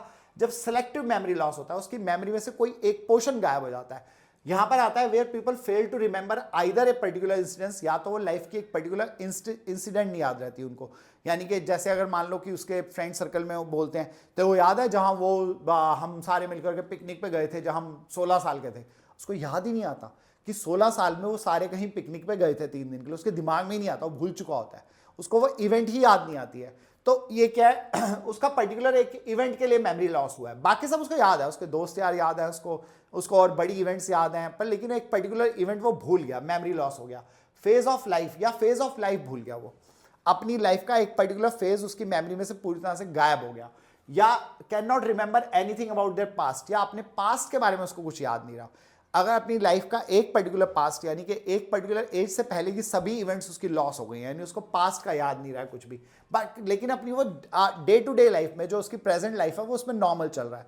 ऐसा कुछ भी जो वो पर्टिकुलर इंसिडेंस या पर्टिकुलर लाइफ का कोई फेज या पर्टिकुलर अपने लाइफ का पूरा पास्ट ही वो भूल चुका है, पूरा पास्ट मीन्स रिसेंट पास्ट नहीं, जो बहुत पुराना पास्ट है, पास्ट ऑफ पास्ट को वो भूल चुका है, तो हम कहते हैं कि ये उसका क्या है, डिसोशिएटिव एमनीशिया है। It is associated with high stress. ये तभी होता है जब बहुत ज्यादा हाई स्ट्रेस में उसकी लाइफ निकल रही है, या वो बहुत हाई स्ट्रेस के अंदर कोई ऐसी इवेंट हुई है उसकी लाइफ में, कोई किसी की डेथ हो गई है, या कुछ बहुत मेजर एक्सीडेंट हुआ है, या कुछ भी ऐसा जो बहुत ज़्यादा हाईली टेंसफुल था उसके लिए, बहुत ज़्यादा स्ट्रेसफुल था, उस इवेंट में उसका ये डिसोशिएटिव एमनीशिया क्रिएट होगा, वो पास्ट की कुछ इवेंट्स को भूल जाएगा। डिसोशिएटिव आइडेंटिटी डिसऑर्डर, यहाँ वो अपने आप को भूलेगा। Its main root lies in the traumatic childhood experience. यहाँ पर इसका जो मेन कारण है वो होता है हमारा चाइल्डहुड एक्सपीरियंस होता है, जहां ट्रॉमेटिक होता है। ट्रॉमेटिक मीन्स बहुत ज़्यादा ट्रॉमा होता है चाइल्डहुड में। आपको पता है कई बच्चों के लाइफ जो है वो चाइल्डहुड में ट्रॉमा रहता है, कई पेरेंट्स की लड़ाई चल रही है, उनमें आपस में अच्छी रिलेशनशिप नहीं है, या सेपरेशन हो गया उनका, या घर में जॉइंट फैमिली थी उनके लड़ाई झगड़े चल रहे हैं, या उसको प्रॉपर पॉवर्टी बहुत ज़्यादा थी, उसको प्रॉपर नरिशमेंट नहीं मिला, उसको प्रॉपर और या टाइम से पहले उसको काम पे लगा दिया गया, कुछ भी ऐसा, या और भी कुछ, कई बार सेक्सुअल हैरासमेंट के भी हम केस सुनते हैं छोटे बच्चों में। तो ऐसा कुछ ट्रॉमेटिक चाइल्डहुड एक्सपीरियंस होता है, and it is also known as multiple personality disorder. यहां पर उसका पर्सनैलिटी कई हिस्सों में बढ़ जाता है, मल्टीपल पर्सनैलिटी डिसऑर्डर हो जाता है, और इसके पीछे कोई बहुत बड़ी चाइल्डहुड इवेंट होती है जो उसको परेशान कर रही होती है, जिसकी वजह से वो एक तो वो नॉर्मल लाइफ होती है, लोगों के सामने जी रहा है, लेकिन एक उसके अंदर भी लाइफ चल रही होती है जो उसको कभी कभी खुल के सामने आती है उसके। A person assumes alternate or different personalities which may or may not be aware of each other।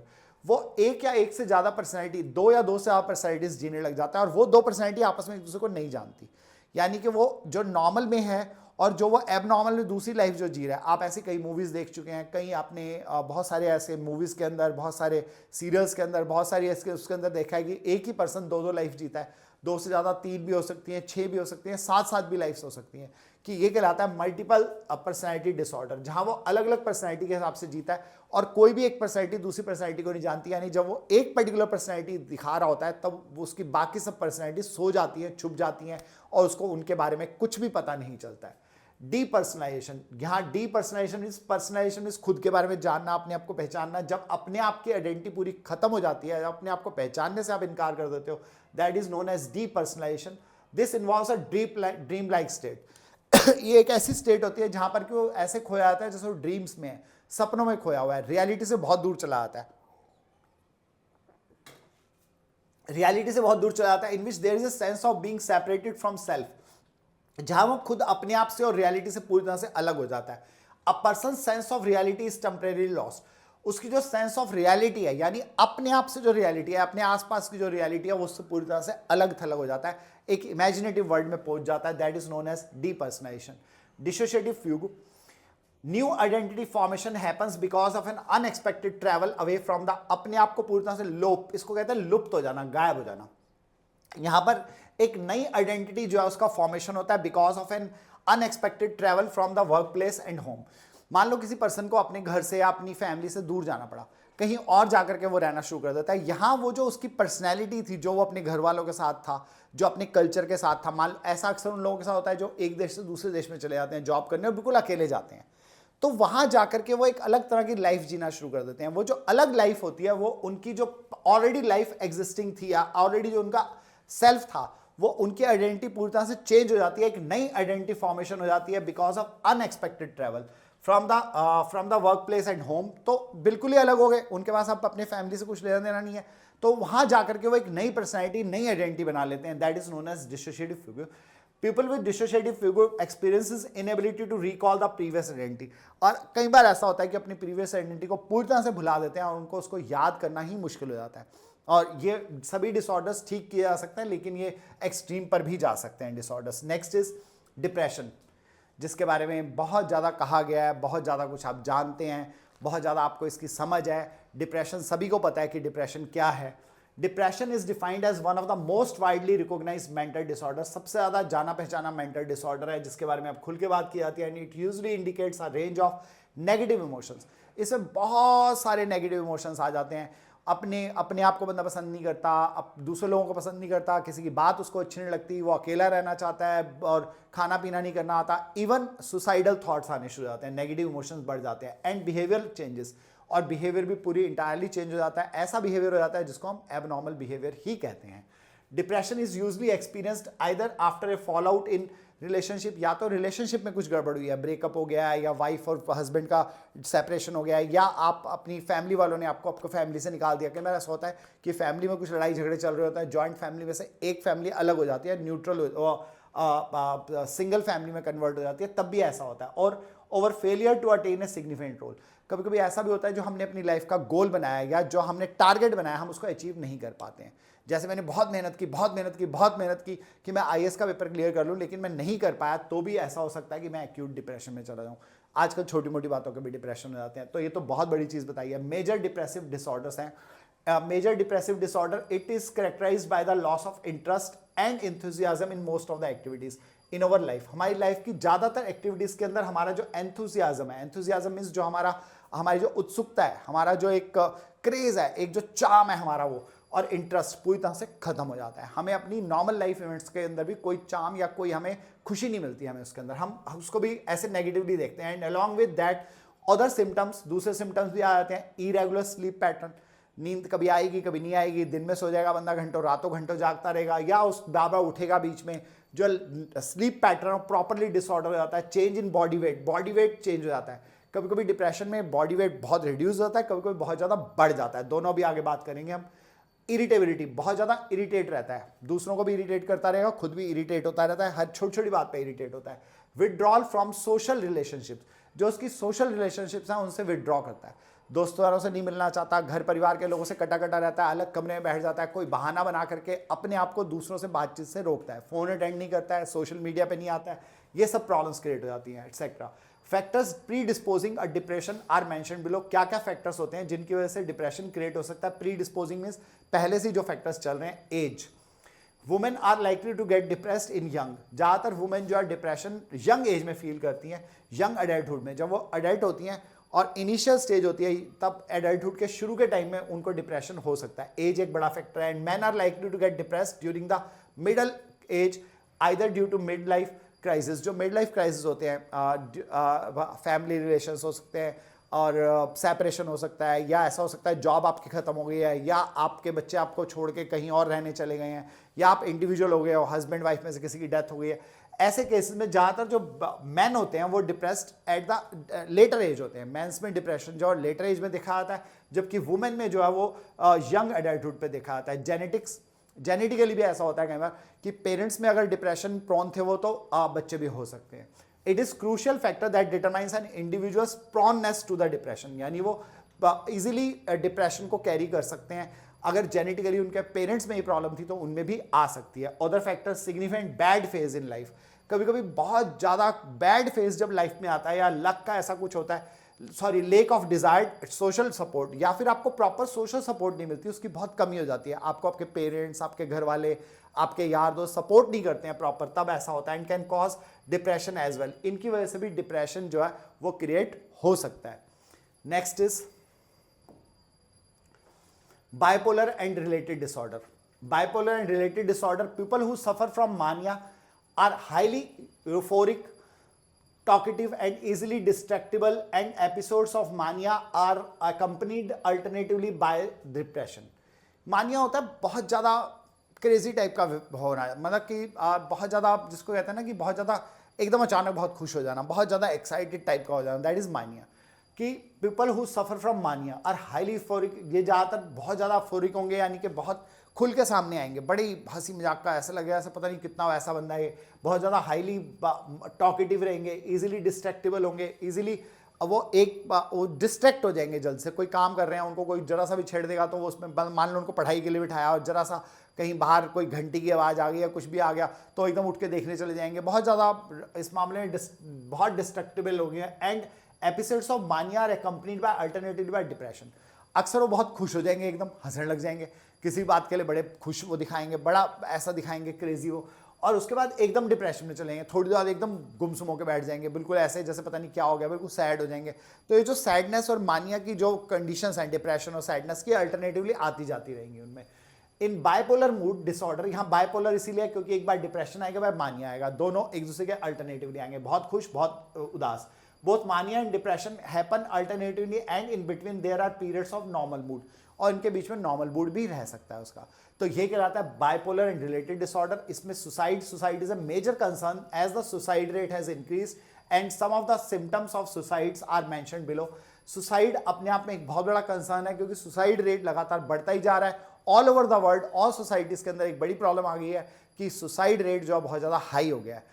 और डिफिकल्टी इन मेंटेनिंग कंसंट्रेशन, सबसे ज़्यादा पहले कि अगर कंसंट्रेशन नहीं कर पा रहे आप अपने काम पे, अपनी रिलेशनशिप में, अपनी डे टू डे लाइफ में, पहला ड्रास्टिक चेंज इन पर्सनैलिटी, आपकी पर्सनैलिटी में अचानक बहुत बड़ा चेंज हो गया, कोई भी किसी वजह से आपकी पर्सनैलिटी में चेंज आ गया, डिप्रेशन भी इसमें एक बड़ा रीज़न है। Change in eating and sleep pattern, यहाँ पर सॉरी ये सिम्टम्स आएंगे इसके। सिम्टम्स में है difficult in maintaining concentration, reasons नहीं है, ये हमारे फैक्टर्स हैं। सिम्टम्स हैं, सिम्टम्स से पता चलता है कि ये सुसाइड प्रोन है ये person. Difficulty in maintaining concentration, सबसे पहले तो अपनी कंसंट्रेशन नहीं बना पाएगा।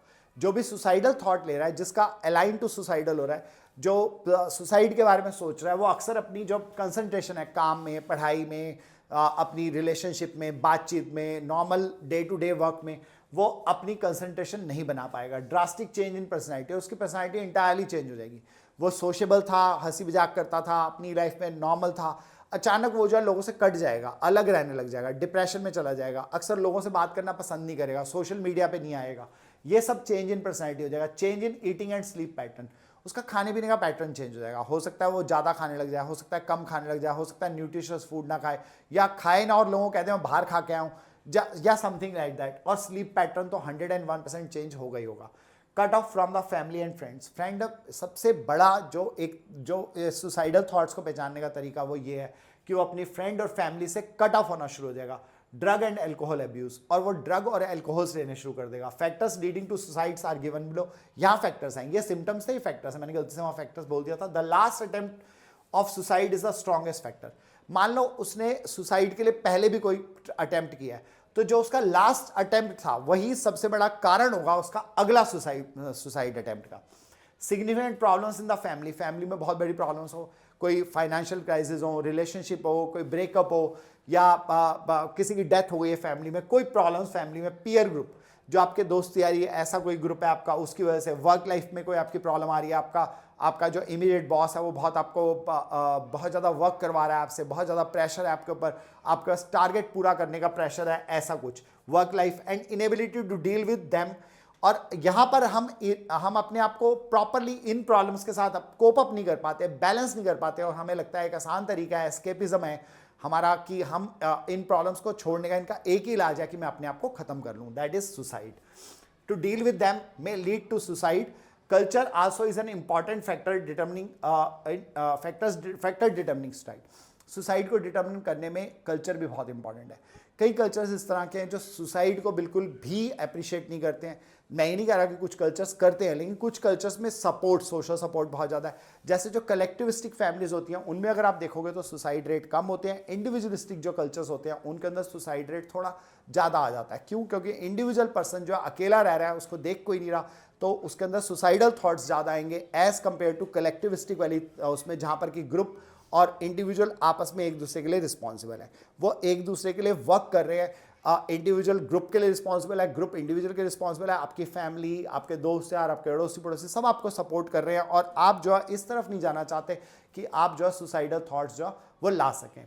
सो some measures suggested by WHO यानी कि वर्ल्ड हेल्थ ऑर्गेनाइजेशन जो है वो क्या सजेस्ट करती है हमें, वो हमें सजेस्ट करती है ये अलग अलग तरीके रिड्यूस सुसाइड को। Care for people who attempted suicide and providing them much needed support. जो लोग पहले से अटेम्प्ट कर चुके हैं सुसाइड के लिए, उनको बहुत एक्स्ट्रा केयर करने की जरूरत है, with love, sympathy and affection, and providing them much needed support, और उनको वो सपोर्ट देने की जरूरत है जो उनको सचमुच चाहिए, प्यार, दुलार, और जो भी उनकी हम फैमिली प्रॉब्लम्स को दूर करने के लिए कर सकते हैं। लिमिटेड एक्सेस टू सुसाइड, और लिमिटिंग असेस कर दें उसका सुसाइड के लिए, यानी उसको ऐसा माहौल क्रिएट करें जहां और लोग उसके साथ हैं, उसको अकेला नहीं छोड़ रहे हैं, उसके साथ ही उठ बैठ रहे हैं, हंसी मजाक कर रहे हैं, उसको अपने साथ ही लेके जा रहे हैं, मेनली अकेला नहीं छोड़ रहे हैं उसको। That is limiting access to suicide. Early identification, पहले ही अगर पहचान लिया जाए कि इसके अंदर सुसाइडल थॉट्स आ रहे हैं। Treatment and prevention of the people who are at risk, फिर उनका ट्रीटमेंट और प्रिवेंशन जो है वो आसानी से किया जा सकता है अगर हम पहले से ही पहचान लें कि इसके अंदर सुसाइडल थॉट्स है। नेक्स्ट इज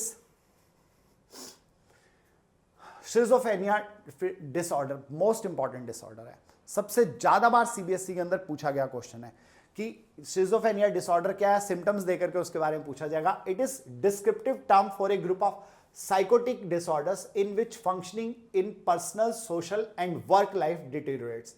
जब किसी पर्सन की पर्सनल, सोशल और वर्क लाइफ, यानी जो पर्सनल लाइफ है, यानी कि उसके अपने दोस्तों से, अपने घर में, अपनी फैमिली से, सबके साथ जो इंटरपर्सनल रिलेशनशिप है वो खराब हो रही है, सोसाइटी के साथ खराब हो रही है, वर्क लाइफ, और उसकी वर्क लाइफ अगर खराब होना शुरू हो जाती है, डिटीरियोरेट्स, पूरी तरह से खराब होती है, ये वाले सारे डिसऑर्डर मिलकर के साइकोटिक डिसऑर्डर जो उसके ब्रेन फंक्शनिंग की वजह से हो रहे हैं, इन्हें हम कहते हैं। And the cause behind that can be motor abnormalities, और इसके पीछे जो है हमारी मोटर एबनॉर्मलिटीज हो सकती हैं, यानी हमारे बॉडी फंक्शनिंग जो है टेढ़ा मेढ़ा होने लग जाएगा, उल्टी सीधी हरकतें दिखाई देंगी, फेशियल एक्सप्रेशन चेंज हो जाएंगे, motor abnormalities, unusual emotional states, और अनयूजुअल इमोशनल स्टेट्स हो जाएंगी। अनयूजुअल इमोशनल स्टेट्स मीन्स बिना बात के डर जाना, बिना बात के हंसने बोलने लग जाना, कुछ भी ऐसा समथिंग, या ऐसी चीज इमेजिन करना जो नहीं है, जब आप अपने आप को कुछ और मानने लग जाते हो, बहुत इंटेंस लेवल पे मानने लग जाते हो।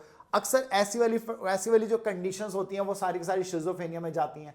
Emotional state and strange perception, strange perception means जो नहीं है वो मानने लग जाना, अजीब से वो मान लेना, जैसे दिस इज नॉट ए कि कुछ लोग अपने आप को कुछ और मानने लग जाते हैं कि मैं उस फलाने का, मैं ऐसा किसी पर्सन का अवतार हूँ, या मैं ऐसा कुछ हूँ, तो कुछ भी ऐसा मान लेना, या कुछ नेगेटिव मान लेना कि मेरे अंदर तो ये नेगेटिव क्वालिटीज़ हैं, मैं तेरे को श्राप दे दूंगा, मैं तेरे को ऐसा कर दूंगा, ये सब अजीब से स्ट्रेंज परसेप्शंस जो क्रिएट होने लग जाते हैं, ये सब शिज़ोफ्रेनिया डिसऑर्डर के अंदर आते हैं। It states that symptoms of schizophrenia is classified into 3 categories. 3 है, पॉजिटिव भी हो सकते हैं ये symptoms. They are defined as bizarre additions to a person's behavior and they are mentioned below are basically excess of thought.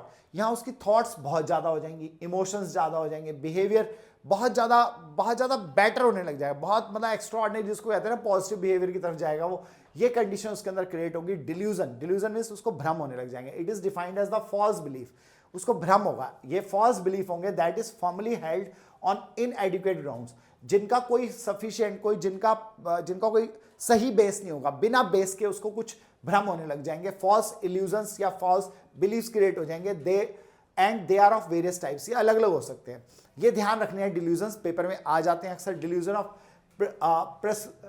persecution means people believe that they are being plotted against, spied upon and threatened। शुरू में मैंने एक example दिया था जहां पर आपको लगता है कि यहां पर उसको भ्रम होता है कि दूसरे लोग उसके ऊपर नजर रख रहे हैं, दूसरे लोग उसके अगेंस्ट कुछ योजना बना रहे हैं, कोई उसको मारने का प्लानिंग कर रहा है, या ऐसा कुछ भी, यानी कि जहां पर वो प्लॉटेड अगेंस्ट, स्पाइड और अपॉन थ्रेटन्ड, और उनको डर लगता है कि ये तो मेरे को हार्म करने वाला है, ये सही बंदा नहीं है, ये मेरे बारे में गलत धारणा रखता है, ये मेरे पे जादू टोना करा रहा है, ऐसी बातें आ जाना।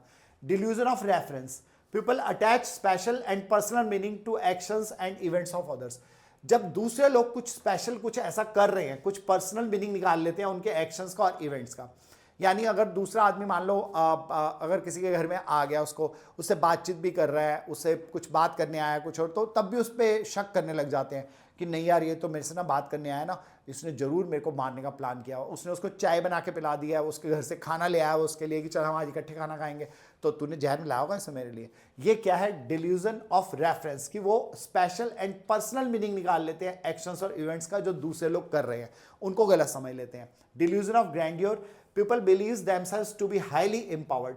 यहाँ पे डिल्यूजन ऑफ ग्रैंडियर का मतलब होता है वो अपने आप को बहुत ज़्यादा ताकतवर समझने लग जाते हैं। जैसे कुछ लोगों को आपने देखा होगा झूमते हैं, या फिर वो, आप समझ गए मैं क्या कहना चाहता हूँ, आई डोंट वांट टू से दोज वर्ड्स बिकॉज क्योंकि हम अपने पढ़ाते वक्त उन शब्दों को इस्तेमाल नहीं कर सकते, लेकिन यू नो कि वेरी वेल वो अपने आप को क्या मानने लग जाते हैं और वो दूसरों को आशीर्वाद देने लग जाते हैं और something like that, that is delusion of grandeur. और आप अगर उनकी पास्ट उनके उनके अगर आप उनकी पर्सनल रिलेशनशिप में देखोगे कुछ प्रॉब्लम जरूर होगी जिसकी वजह से वो अपने आप को डिल्यूजन ऑफ ग्रैंडियोर करते हैं।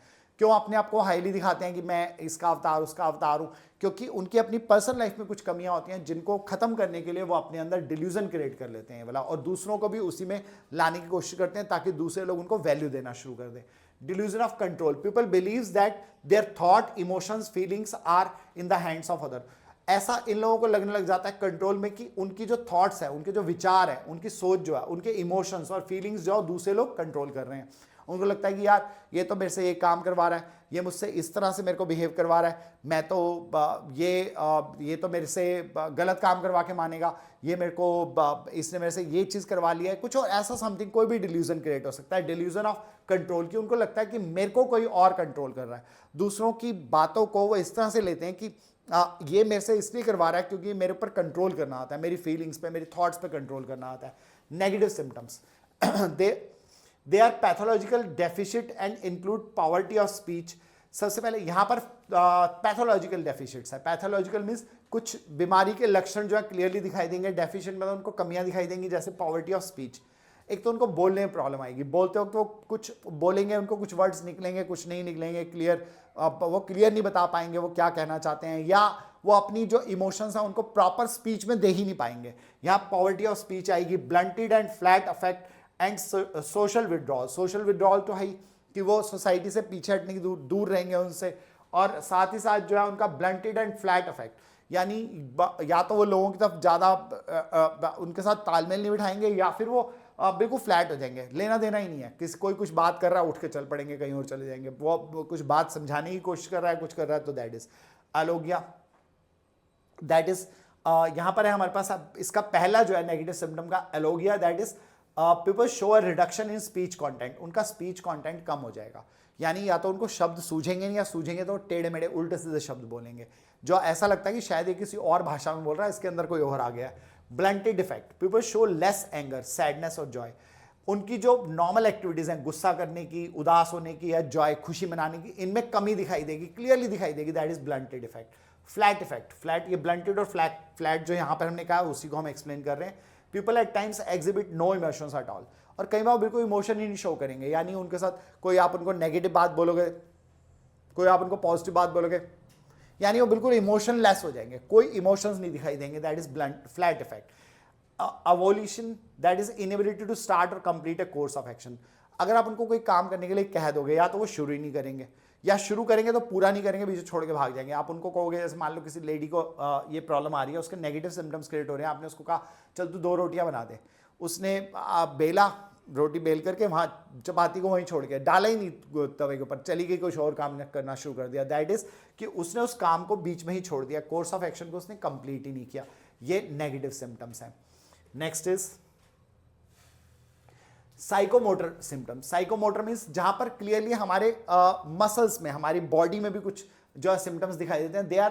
They move less spontaneously and make odd gestures. यहां पर वो क्या करेंगे कि स्पॉन्टेनियस मीन्स अपने आप, और कुछ ऐसे ऑड गेस्टर्स बनाएंगे। ऑड गेस्टर्स मीन्स जैसे आपने मूवीज में देखा होगा, हाथ पैर टेढ़े कर लेना, आंखें ऐसे कर लेना, जीभ वीभ निकाल लेना, ऐसा कुछ भी उल्टा पुल्टा करना, या फिर बहुत चिल्लाना, या कुछ समथिंग लाइक दैट। ऐसे ऑड गेस्टर्स क्लियरली दिखाई देंगे। Catatonic stupor, people remain motionless and silent for long stretches of time. लंबे टाइम तक वो बिल्कुल मोशनलेस हो जाएंगे, बिल्कुल स्टिल। कहीं बैठे हैं तो बैठे रहेंगे, एक जगह देखते रहेंगे, या खड़े हैं तो खड़े रहेंगे, बाहर बालकनी पे खड़े हो गए हैं तो खड़े रहेंगे कंटिन्यूसली, मतलब वो आप खो जाएंगे कहीं पर अपने आप, मोशनलेस हो जाएंगे और साइलेंट रहेंगे बहुत लंबे टाइम तक। Catatonic rigidity, people maintain rigid posture for hours. यहाँ पर वो रिजिड सा पोस्चर बना लेंगे, यानी कि कोई ऐसा उल्टा पुल्टा पोस्चर बना के उसी पोस्चर में बैठे रह जाएंगे, उस पर हिलेंगे ही नहीं, या उस पोस्चर में ही खड़े रह जाएंगे। ये कहलाता है catatonic rigidity. Catatonic posturing, people maintain awkward and bizarre positions. ऊट पटांग से पोजिशंस बना लेंगे for long stretches of time, लंबे टाइम के लिए टेढ़े मेढ़े कुछ ही पोजीशन बना लेंगे, सामने वाला देख के डर ही जाए कि इसमें कोई भूत प्रेत घुस गया है शायद। शिज़ोफ्रेनिया को हम वैसे भूत प्रेत के साथ जोड़ते हैं अक्सर। फॉर्मल थॉट डिसऑर्डर्स, इनिशियली जो हिस्टोरिक थे वो ऐसा ही करते थे, वो इलाज भी ऐसे ही करते थे। There are formal thought disorders where people are not able to think rationally. यहां पर अब ये हमारा फॉर्मल थॉट डिसऑर्डर है शिज़ोफ्रेनिया में, जहां पर कि नॉर्मल फॉर्मल थॉट डिसऑर्डर जो है वो गड़बड़ हो जाता है, यानी कि थॉट डिसऑर्डर ही गड़बड़ हो जाता है, इसमें जहां पर लोग जो है वो रैशनली नहीं सोच पाते, कम्युनिकेट प्रॉपरली नहीं कर पाते, किसी से बातचीत नहीं कर पाते, and quickly switch from one topic to another. एक टॉपिक के ऊपर बात कर रहे होते हैं और अचानक दूसरे टॉपिक पे चले जाते हैं। जैसे वो आपसे पूछ रहे होंगे और क्या हाल चाल है, चाय पियोगे, अच्छा चलो ठीक है, हम ना कहीं घूम करके आएंगे, हम ना पिछली बार गए थे घूमने के लिए, हमने वहाँ ढोलक बजाई थी, मैं तो सोच रहा हूँ कि खाना खा ले, मतलब कुछ भी ऐसा ऊट पटांग एक टॉपिक से दूसरे टॉपिक पर टापते रहेंगे जिससे लगा पागल है, क्या बातें कर रहा है। अक्सर हम पागल वर्ड यूज कर देते हैं, उनके लिए ऐसा करना नहीं चाहिए, that is very wrong with them. Think, ना तो रैशनली सोच पाएंगे, ना कम्युनिकेट कर पाएंगे, और क्विकली एक टॉपिक से दूसरे टॉपिक पे जंप कर जाएंगे, at times invent their own phrases too, और खुद के अपने कुछ फ्रेजेस बना लेंगे, ऊट पटांग शब्दों का तालमेल बना लेंगे, या किसी और लैंग्वेज में बोलने लग जाएंगे, जैसे बंगाली बोलने लग जाएंगे, या जो उनकी भाषा नहीं है, या फिर कुछ और ऊट पटांग से शब्दों का जोड़ करके सेंटेंस बनाने लग जाएंगे, ऐसा लाइक दैट। और neuro development disorders, there are neuro development disorders manifest during early childhood and impact academic and personal development. यहाँ न्यूरो डेवलपमेंट होते हैं, न्यूरो डेवलपमेंट मीन्स जो हमारे न्यूरॉन्स और हमारे नर्व्स वगैरह से रिलेटेड होते हैं, यहाँ पर कुछ उनमें प्रॉब्लम आ जाती है। ये डिसऑर्डर्स हमारे होते हैं न्यूरो डेवलपमेंटल डिसऑर्डर्स, जिसके अंदर की पर्टिकुलरली ये चाइल्डहुड के अंदर होते हैं, वहीं शुरू हो जाते हैं, और ये हमारी एकेडमिक यानी हमारी पढ़ाई लिखाई वाले उस पर, और पर्सनल हमारे जो पर्सनल डेवलपमेंट है उस पर असर डालते हैं। They are characterized by as excessive और deficient in a particular behaviour. यहां पर या तो कोई बिहेवियर बहुत ज्यादा हो जाएगा या कोई बिहेवियर बिल्कुल ही कम हो जाएगा। जैसे हो सकता है कि कोई बच्चा पढ़ाई में बहुत ज्यादा पढ़ाई करने लग जाए, या बिल्कुल भी पढ़ाई ना करे, बहुत ज्यादा मतलब वो ऐसा कुछ करने लग जाए, कोई एक बिहेवियर उसका बहुत ज्यादा बढ़ जाएगा या बिल्कुल पूरी तरह से कम हो जाएगा। और इसके बाद है several neuro development disorders are discuss below. सबसे इंपॉर्टेंट है एडीएचडी, मोस्ट इंपॉर्टेंट, और अक्सर इसके बारे में आपने सुना होगा। उसके मेन फीचर्स ऑफ एडीएचडी में इन अटेंशन है, is defined as the ability to sustain attention in academics और प्ले। खेलते वक्त या पढ़ाई के टाइम पर वो पूरी अपनी अटेंशन को नहीं लगा पाएगा, यानी इनएबिलिटी शो करेगा अपनी अटेंशन को सस्टेन करने में, लगातार बनाए रखने में, खेलते वक्त भी और पढ़ते वक्त भी। इससे हम पहचान सकते हैं children who are inattentive quickly loss interest in boring activities. अगर उनको इनअटेंटिव छोड़ दिया जाए, यानी उन पर ध्यान ना दिया जाए, तो क्या होगा, वो जल्दी ही अपना इंटरेस्ट खत्म कर देंगे बोरिंग एक्टिविटीज में। अगर कोई बोरिंग एक्टिविटी में उनको लगा दो, फिर उन पर ध्यान ना दो, तो वो उस बोरिंग एक्टिविटी को छोड़ देंगे। जैसे पढ़ाई बोरिंग है तो वो एकदम पटक के उसमें खेलने लग जाएंगे, बुक से खेलने लग जाएंगे, गाने गाने लग जाएंगे, डेस्क बजाने लग जाएंगे, something like that. Are disorganised, यहां पर वो डिसऑर्गेनाइज्ड होते हैं, यानी ऑर्गेनाइज नहीं होंगे, किसी भी काम को सिस्टमैटिक तरीके से नहीं करेंगे, ऊट पटांग करते रहेंगे कुछ भी। And find it difficult to follow instructions, और अगर उनको कोई इंस्ट्रक्शंस दी जाएंगी तो उनको फॉलो नहीं कर पाएंगे। जैसे नॉर्मली ऐसे बच्चों को अगर आप कहोगे कि आप सिंक्रोनस डांस चल रहा है स्टेज के ऊपर, सब बच्चे कर रहे होंगे, वो कुछ उल्ट पुल्ट करने लग जाएंगे, मतलब अच्छा भला सिखाया वो भी भूल जाएंगे और वो कुछ और करने लग जाएंगे। और इसके बाद है इंपल्सिविटी, इंपल्सिव बहुत ज्यादा होंगे, is defined as the inability to control their immediate reaction. वो अपने इमीडिएट रिएक्शंस को कंट्रोल नहीं कर पाएंगे, यानी झटाक से उनके इमीडिएट रिएक्शन बाहर आ जाएंगे। To the stimulus in the environment, environment में कोई भी स्टिमुलस होगा तो वो अचानक एकदम उसके लिए एकदम झटके से अपने रिएक्शन को देंगे, कंट्रोल नहीं करेंगे। कहीं जैसे मान लो क्लास में बैठे हुए हैं, पढ़ाई चल रही है, बाहर कहीं कुछ गिर गया, बाकी बच्चे भी थोड़ा थोड़ा ध्यान देंगे, लेकिन वो एकदम खड़े हो जाएंगे, खिड़की पास चले जाएंगे, क्या हुआ क्या हुआ क्या हुआ करने लग जाएंगे, यानी वो अपने इमीडिएट रिएक्शन को स्टिमुलस के लिए नहीं रोक पाए। That is impulsive and they are habitual of intense gratification. यहां पर वो अपना इंटेंस ग्रेटिफिकेशन करेंगे, हैबिचुअल होंगे इस बात के लिए, यानी उनकी आईडी बहुत स्ट्रांग होगी, यानी उनको अपनी जरूरतें अभी के अभी पूरी करनी है। अगर उनको कुछ खाने के लिए चाहिए तो अभी चाहिए, पैर पटकने लग जाएंगे, जिद करने लग जाएंगे, मेरे को तो अभी करना है अभी करना है, ऐसे। Gratification and they find it difficult to delay their gratification, और वो अपनी जरूरत को टाल नहीं सकते हैं। यानी अगर उनको टीचर ने कह दिया नहीं अभी बेटा रिसेस में आप खाना, नहीं मैं तो अभी खाऊंगा, मेरे को नहीं पता, मेरे को तो मेरा लंच बॉक्स दो, ऐसे। Hyper activity children, hyper activity यानी कि उनकी एक्टिविटी बहुत ज्यादा हो जाएगी, टिक ही नहीं पाएंगे कहीं पर, धड़ धड़ कुछ ना कुछ करते रहेंगे लगातार, उनको कंट्रोल करके बिठाना ही बड़ा मुश्किल हो जाएगा। Who are hyperactive have difficulty sitting still, बैठने में प्रॉब्लम होगी उनको स्टिल थ्रू क्लास के अंदर, एंड इन कॉन्स्टेंट मोशन, वो लगातार मोशन करते रहेंगे, कुछ ना कुछ हरकतें करते रहेंगे, कभी इधर हिलेंगे कभी उधर हिलेंगे, कभी उठ के चलने लग जाएंगे, कभी ड्रम बजाने लग जाएंगे टेबल के ऊपर। बॉयज आर 4 टाइम्स, लड़के 4 गुना likely to get diagnosed with ADHD as compare to girls. Girls के मुकाबले लड़के 4 गुना एडीएचडी के लिए प्रोन होते हैं और उनके अंदर ये प्रॉब्लम हो सकती है। Next is autism spectrum disorder. Autism spectrum disorder, this disorder is characterized by difficulty in social communication, यहां पर ये डिसऑर्डर जो है, इसमें सबसे पहली प्रॉब्लम आती है सोशल कम्युनिकेशन। सोसाइटी में आपका कम्युनिकेशन ढंग से नहीं कर पाते, आप बातचीत नहीं कर पाते किसी से भी, आपके शब्द ही नहीं होते बात करने के लिए। ये शुरू से बचपन से पता चल जाता है। इंटरेक्शन नहीं कर पाते and restricted categories of interest, और आपका इंटरेस्ट भी लिमिटेड चीज़ों में होता है। लिमिटेड मीन्स आपको ऐसे सब बच्चों को इंटरेस्ट होता है, वो खेलने में भी इंटरेस्टेड होंगे, डांस में भी होंगे, म्यूजिक में भी होंगे, फ़ोन भी चलाएंगे, और यहाँ पर्टिकुलर उस बच्चे का इंटरेस्ट जो है वो लिमिटेड हो जाएगा, वो एक ही पर्टिकुलर चीज़ के लिए ज़्यादा इंटरेस्टेड होगा। जैसे अगर उसको खेलने में कोई चीज़ पसंद है वो खेलेगा, या उसको फ़ोन की लत लग जाएगी पूरी तरह से, that is autism spectrum.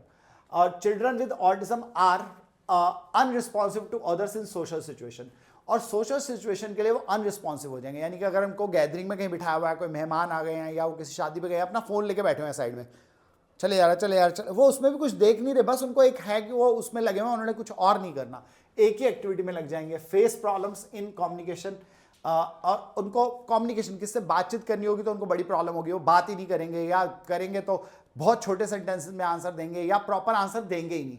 And are intellectually deficient as well, और इंटेलेक्चुअली तो डेफिशिएंट होंगे, इंटेलिजेंसी उनमें कम होगी, बिलो एवरेज होगी, उनका IQ लेवल 100 से कम आएगा, जो हम IQ वाले पार्ट में कर चुके हैं। स्पेसिफिक लर्निंग डिसऑर्डर, यहाँ पे लर्निंग डिसऑर्डर बहुत कॉमन है कि जब लर्न करने में किसी चीज़ को प्रॉब्लम होती है। The individual experience problems in processing information, यहाँ जो इन्फॉर्मेशन उनको मिलती है, यानी जो भी उनको सिखाया जाता है उसको प्रोसेस करने में उनका ब्रेन अनेबल रहता है, यानी प्रॉपर प्रोसेस नहीं कर पाता accurately and efficiently.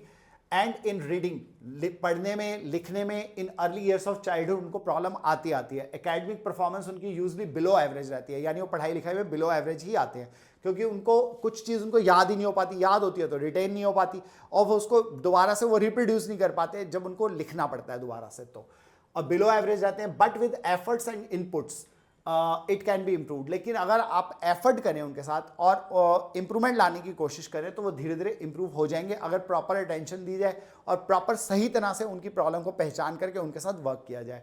Disruptive impulse control and conduct disorder, various disorder under this category, इसमें आने वाले ये अलग अलग डिसऑर्डर्स हैं, disruptive impulse control and conduct disorders. ये जो डिसऑर्डर्स हैं ये हम इस चैप्टर्स के अंदर डिटेल कर रहे हैं, लेकिन इनकी जो थेरेपीज़ हैं वो थेरेपेटिकल टेक्निक्स जो हम नेक्स्ट वाले चैप्टर में करेंगे।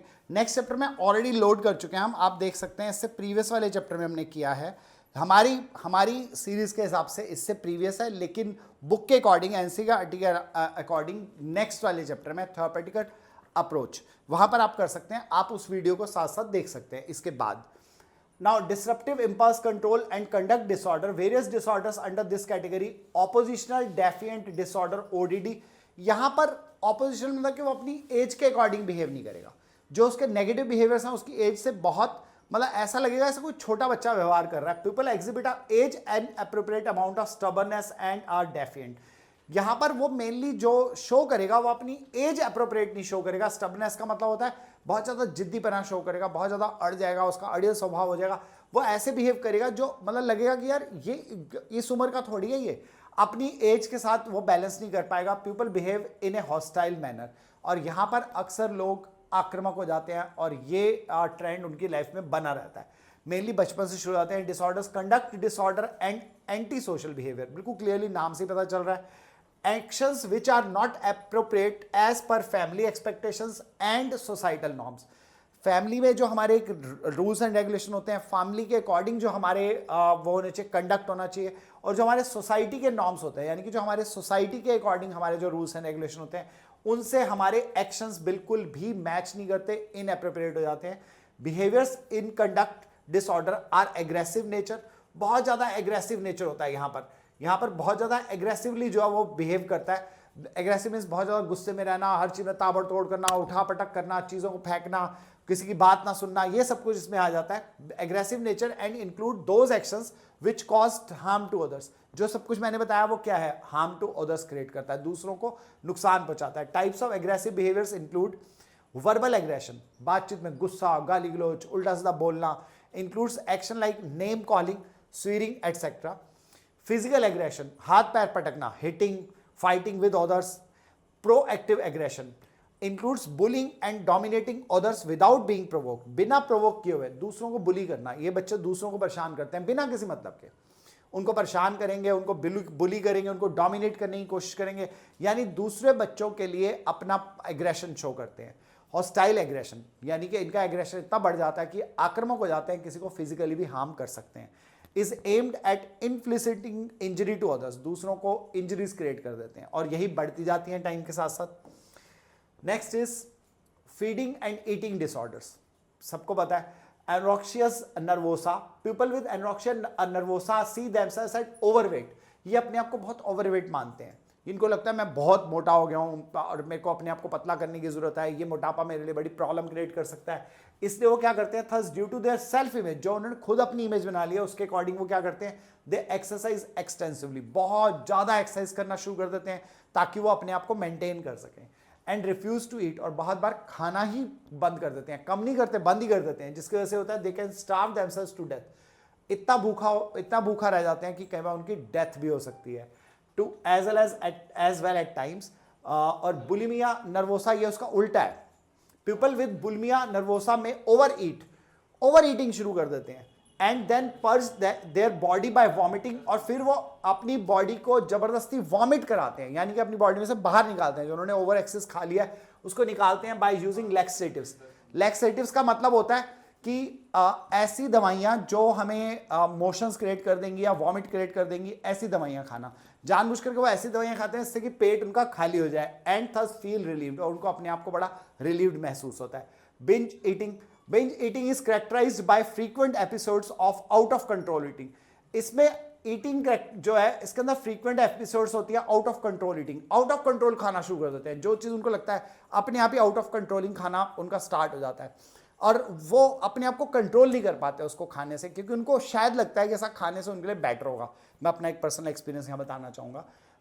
आई was in severe Covid at second Covid stages में, तो मेरे को उसके बाद ऐसा लगा, क्योंकि मैं बहुत वीक हो गया बहुत ज़्यादा, और thankfully to wishes of my students, my family and other people, तो मैं जब ठीक हुआ तो मुझे ऐसा लगा कि मेरे को अपने आप को, मैं इतना वीक था, मैं से खड़ा नहीं हो जा रहा था।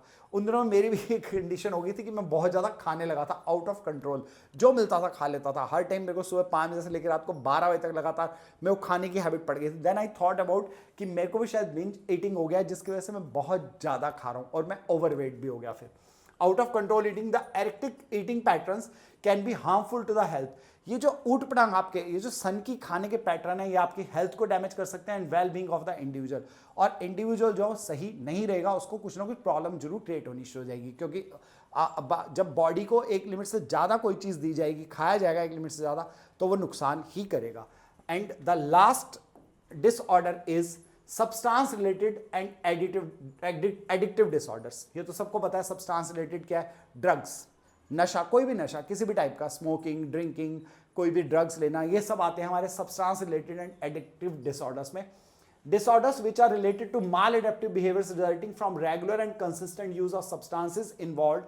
जो भी सब्सटेंसेस होते हैं, जो ऐसे सब्सटेंसेस जो नशा देते हैं, ऐसे सब्सटेंसेस का रेगुलर और कंसिस्टेंट यूज करना, ये माल एडेप्टिव बिहेवियर है, यानी कि लगातार उनको यूज करना और अपने आप को कंट्रोल ना करना पाना, ऐसा maladaptive behaviour are included under substance related and addictive disorders and some of the frequently use substances are explained below. Alcohol बहुत कॉमन है, जनरल पॉइंट्स हैं, आप खुद भी पढ़ के समझ सकते हैं, फिर भी मैं एक बार रीड कर दूंगा आपके लिए। People who abuse alcohol and rely on it to handle severe situations, and this addiction interfere with their ability to function well in their social, personal and work lives। जहां लोग अपना जो अल्कोहल अब्यूज है उसको बहुत ज्यादा कर देते हैं और ऐसी सिचुएशंस में अपने आप को कंट्रोल ही नहीं कर पाते, यानी वो पिए बिना नहीं रह पाते, जिसकी वजह से उनकी सोशल, पर्सनल और वर्क लाइफ सारी अफेक्टेड होती हैं। और वो पूरी तरह से, मैं सबसे ज़्यादा इसको सबसे ज़्यादा कंडेम करता हूँ कि नशा किसी भी तरह का नहीं करना चाहिए, क्योंकि वो आपकी लाइफ तो खराब करता ही करता है, आपके आसपास के लोगों की लाइफ भी खराब करता है और इवन आपकी डेथ भी हो सकती है। और ये डेथ आपके जो नियर वंस और डियर वंस है उनकी लाइफ को तबाह कर देती है। तो अब्यूज ऑफ अल्कोहल जो है वो पर्सनल, सोशल और सारी वर्क लाइफ को खराब करता है और इसको वो रोक नहीं पाता है खुद, due to excessive consumption of alcohol. Alcohol बहुत ज्यादा कंज्यूम करने से the body of alcoholics develop a tolerance for alcohol, which means that they have to consume it to feel normal। अब उनकी बॉडी जो, क्योंकि बहुत ज्यादा अल्कोहल कंज्यूम कर लेती है, तो थोड़ी बहुत शराब से तो उनको फर्क ही नहीं पड़ता, तो उनको और ज्यादा अल्कोहल लेना पड़ता है, जिसकी वजह से उनकी बॉडी और ज्यादा डिटेरियोरेट होने लग जाती है। Withdrawal of alcohol results in huge range of psychological problems. और अगर वह अल्कोहल को छोड़ देते हैं तो उनको बहुत सारे साइकोलॉजिकल प्रॉब्लम्स क्रिएट होती हैं, जैसे anxiety, depression and other health problem as well. वो शराब छोड़ के रह नहीं पाते, घबराहट होगी उनको, वो अपने आप को ईजी फील नहीं करेंगे, उनको हर टाइम तलब लगी रहेगी कि पीना है पीना है पीना है। इसके लिए उनको किसी अच्छे साइकियाट्रिस्ट या साइकोलॉजिस्ट से मिलना बहुत ज़रूरी है। हीरोइन ड्रग्स में आता है, it impacts our social and occupational function. हमारे सोशल और ऑक्यूपेशनल दोनों फंक्शनिंग पूरी तरह से तबाह हो जाते हैं, खराब हो जाते हैं, बहुत ज़्यादा बुरा प्रभाव पड़ता है। People develop tolerance for it and experience withdrawal when they stop consuming heroine.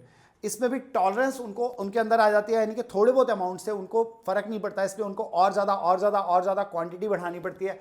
और एक टाइम ऐसा आता है कि वो इससे विड्रॉल नहीं कर पाते, यानी अपने आप को इसको छोड़ने की उनके अंदर हिम्मत नहीं रहती है। वो छोड़ते हैं तो उनको यही सब प्रॉब्लम्स जो है क्रिएट होनी शुरू हो जाती हैं, जिसकी वजह से वो इसको छोड़ नहीं पाते, हैबिचुअल हो जाते हैं वो। It paralyzes breath and may lead to death as well. आपका जो सांस लेने की हुआ उसके अंदर प्रॉब्लम हो सकती है और इवन डेथ तक जा सकती है। यहाँ बहुत शॉर्ट में दिया गया, कोकेन में cause problem in short term memory and attention. इसमें प्रॉब्लम्स क्रिएट होती हैं, आपकी शॉर्ट टर्म मेमोरी लॉस हो जाता है, आप बहुत ज़्यादा नशे में खोए रहते हैं तो, एंड अटेंशन और अटेंशन स्पैन आपका बिल्कुल बर्बाद हो जाता है। People develop a tolerance for it and experience withdrawal when they stop consuming cocaine. बिल्कुल सेम वही कि इसमें भी वही प्रॉब्लम आती है कि आपका टॉलरेंस बहुत ज़्यादा हो जाता है, आपकी बॉडी की कंजप्शन और बढ़ती जाती है, जिसकी वजह से आप विड्रॉल नहीं कर पाते, करते हैं तो आपको बहुत सारे साइकोलॉजिकल डिसऑर्डर्स क्रिएट होते हैं, आपके फिजियोलॉजिकल डिसऑर्डर्स क्रिएट होते हैं, आपके पेट में दर्द होता है या कुछ और समथिंग लाइक दैट, कुछ ना कुछ होता है जिससे कि आप छोड़ ही नहीं पाते हैं। आपको यहाँ पर प्रोफेशनल हेल्प की बहुत ज़रूरत पड़ती है। People who are cocaine addicts may function poorly in their work life and social life. उनकी वर्क लाइफ और सोशल लाइफ पूरी तरह से बर्बाद हो जाती है। मैं बर्बाद और तबाही वर्ड यूज़ कर रहा हूँ, जबकि एनसीईआरटी में ऐसा वर्ड यूज़ नहीं किया गया मेरे को, क्योंकि पर्सनली इसके साथ जो है, ये नशे के साथ मेरे को पर्सनल खुद बहुत जो है मेरे को इरिटेट सा मैं महसूस करता हूँ अपने आप को। इस वजह से मैं इस टॉपिक को बहुत ज़्यादा कंडेमली जो है वो कर रहा हूँ कि ताकि जो मेरे को सुनने और जानने वाले लोग हैं वो कम से कम अपने आप को नशे से जितना मैक्सिमाइज दूर रख सकते हैं रखें। It has serious repercussions on physiological and physical wellbeing. इससे आपकी हेल्थ पूरी तरह से ख़राब होती है, अलग अलग आपके हाथ पैर कांपते हैं, आप नर्वस रहते हैं, स्वेटिंग ज़्यादा होती है, आप प्रॉपर फंक्शनिंग नहीं कर पाते बॉडी का, आपके खाने पीने की हैबिट्स ख़राब हो जाती हैं, आपको डिफरेंट जो डिसीज़ हैं वो आप उनके लिए प्रॉन हो जाते हो, और ये सब प्रॉब्लम्स आपके लिए बहुत ज़्यादा बढ़ती चली जाती हैं। हाई ब्लड प्रेशर शुरू हो जाता है, हार्ट अटैक वगैरह भी आ सकता है। बहुत सारी प्रॉब्लम्स जो है इन नशों की वजह से क्रिएट होती हैं, जो आप शुरू से जानते हो, आपको बहुत अच्छे से पता है, आप वेल अवेयर हो। और this was the last topic of our class. ये हमारी क्लास का लास्ट टॉपिक था और यही टॉपिक हमारा लास्ट था हमारे सिलेबस का भी, कि हमारे सिलेबस में है। और आज की क्लास के लिए मैं यही कहूँगा आपको कि ये वाली अगर स्लाइड आप देख रहे हो इस टाइम और आपने इस चैप्टर को अटेंड किया है, तो कल आपको मेरा चेहरा पेपर में जरूर दिखाई देगा, क्योंकि इससे रिलेटेड क्वेश्चन केस स्टडी की फॉर्म में 101% आपके सामने दिखाई देगा। Thank you so much. जय हिंद।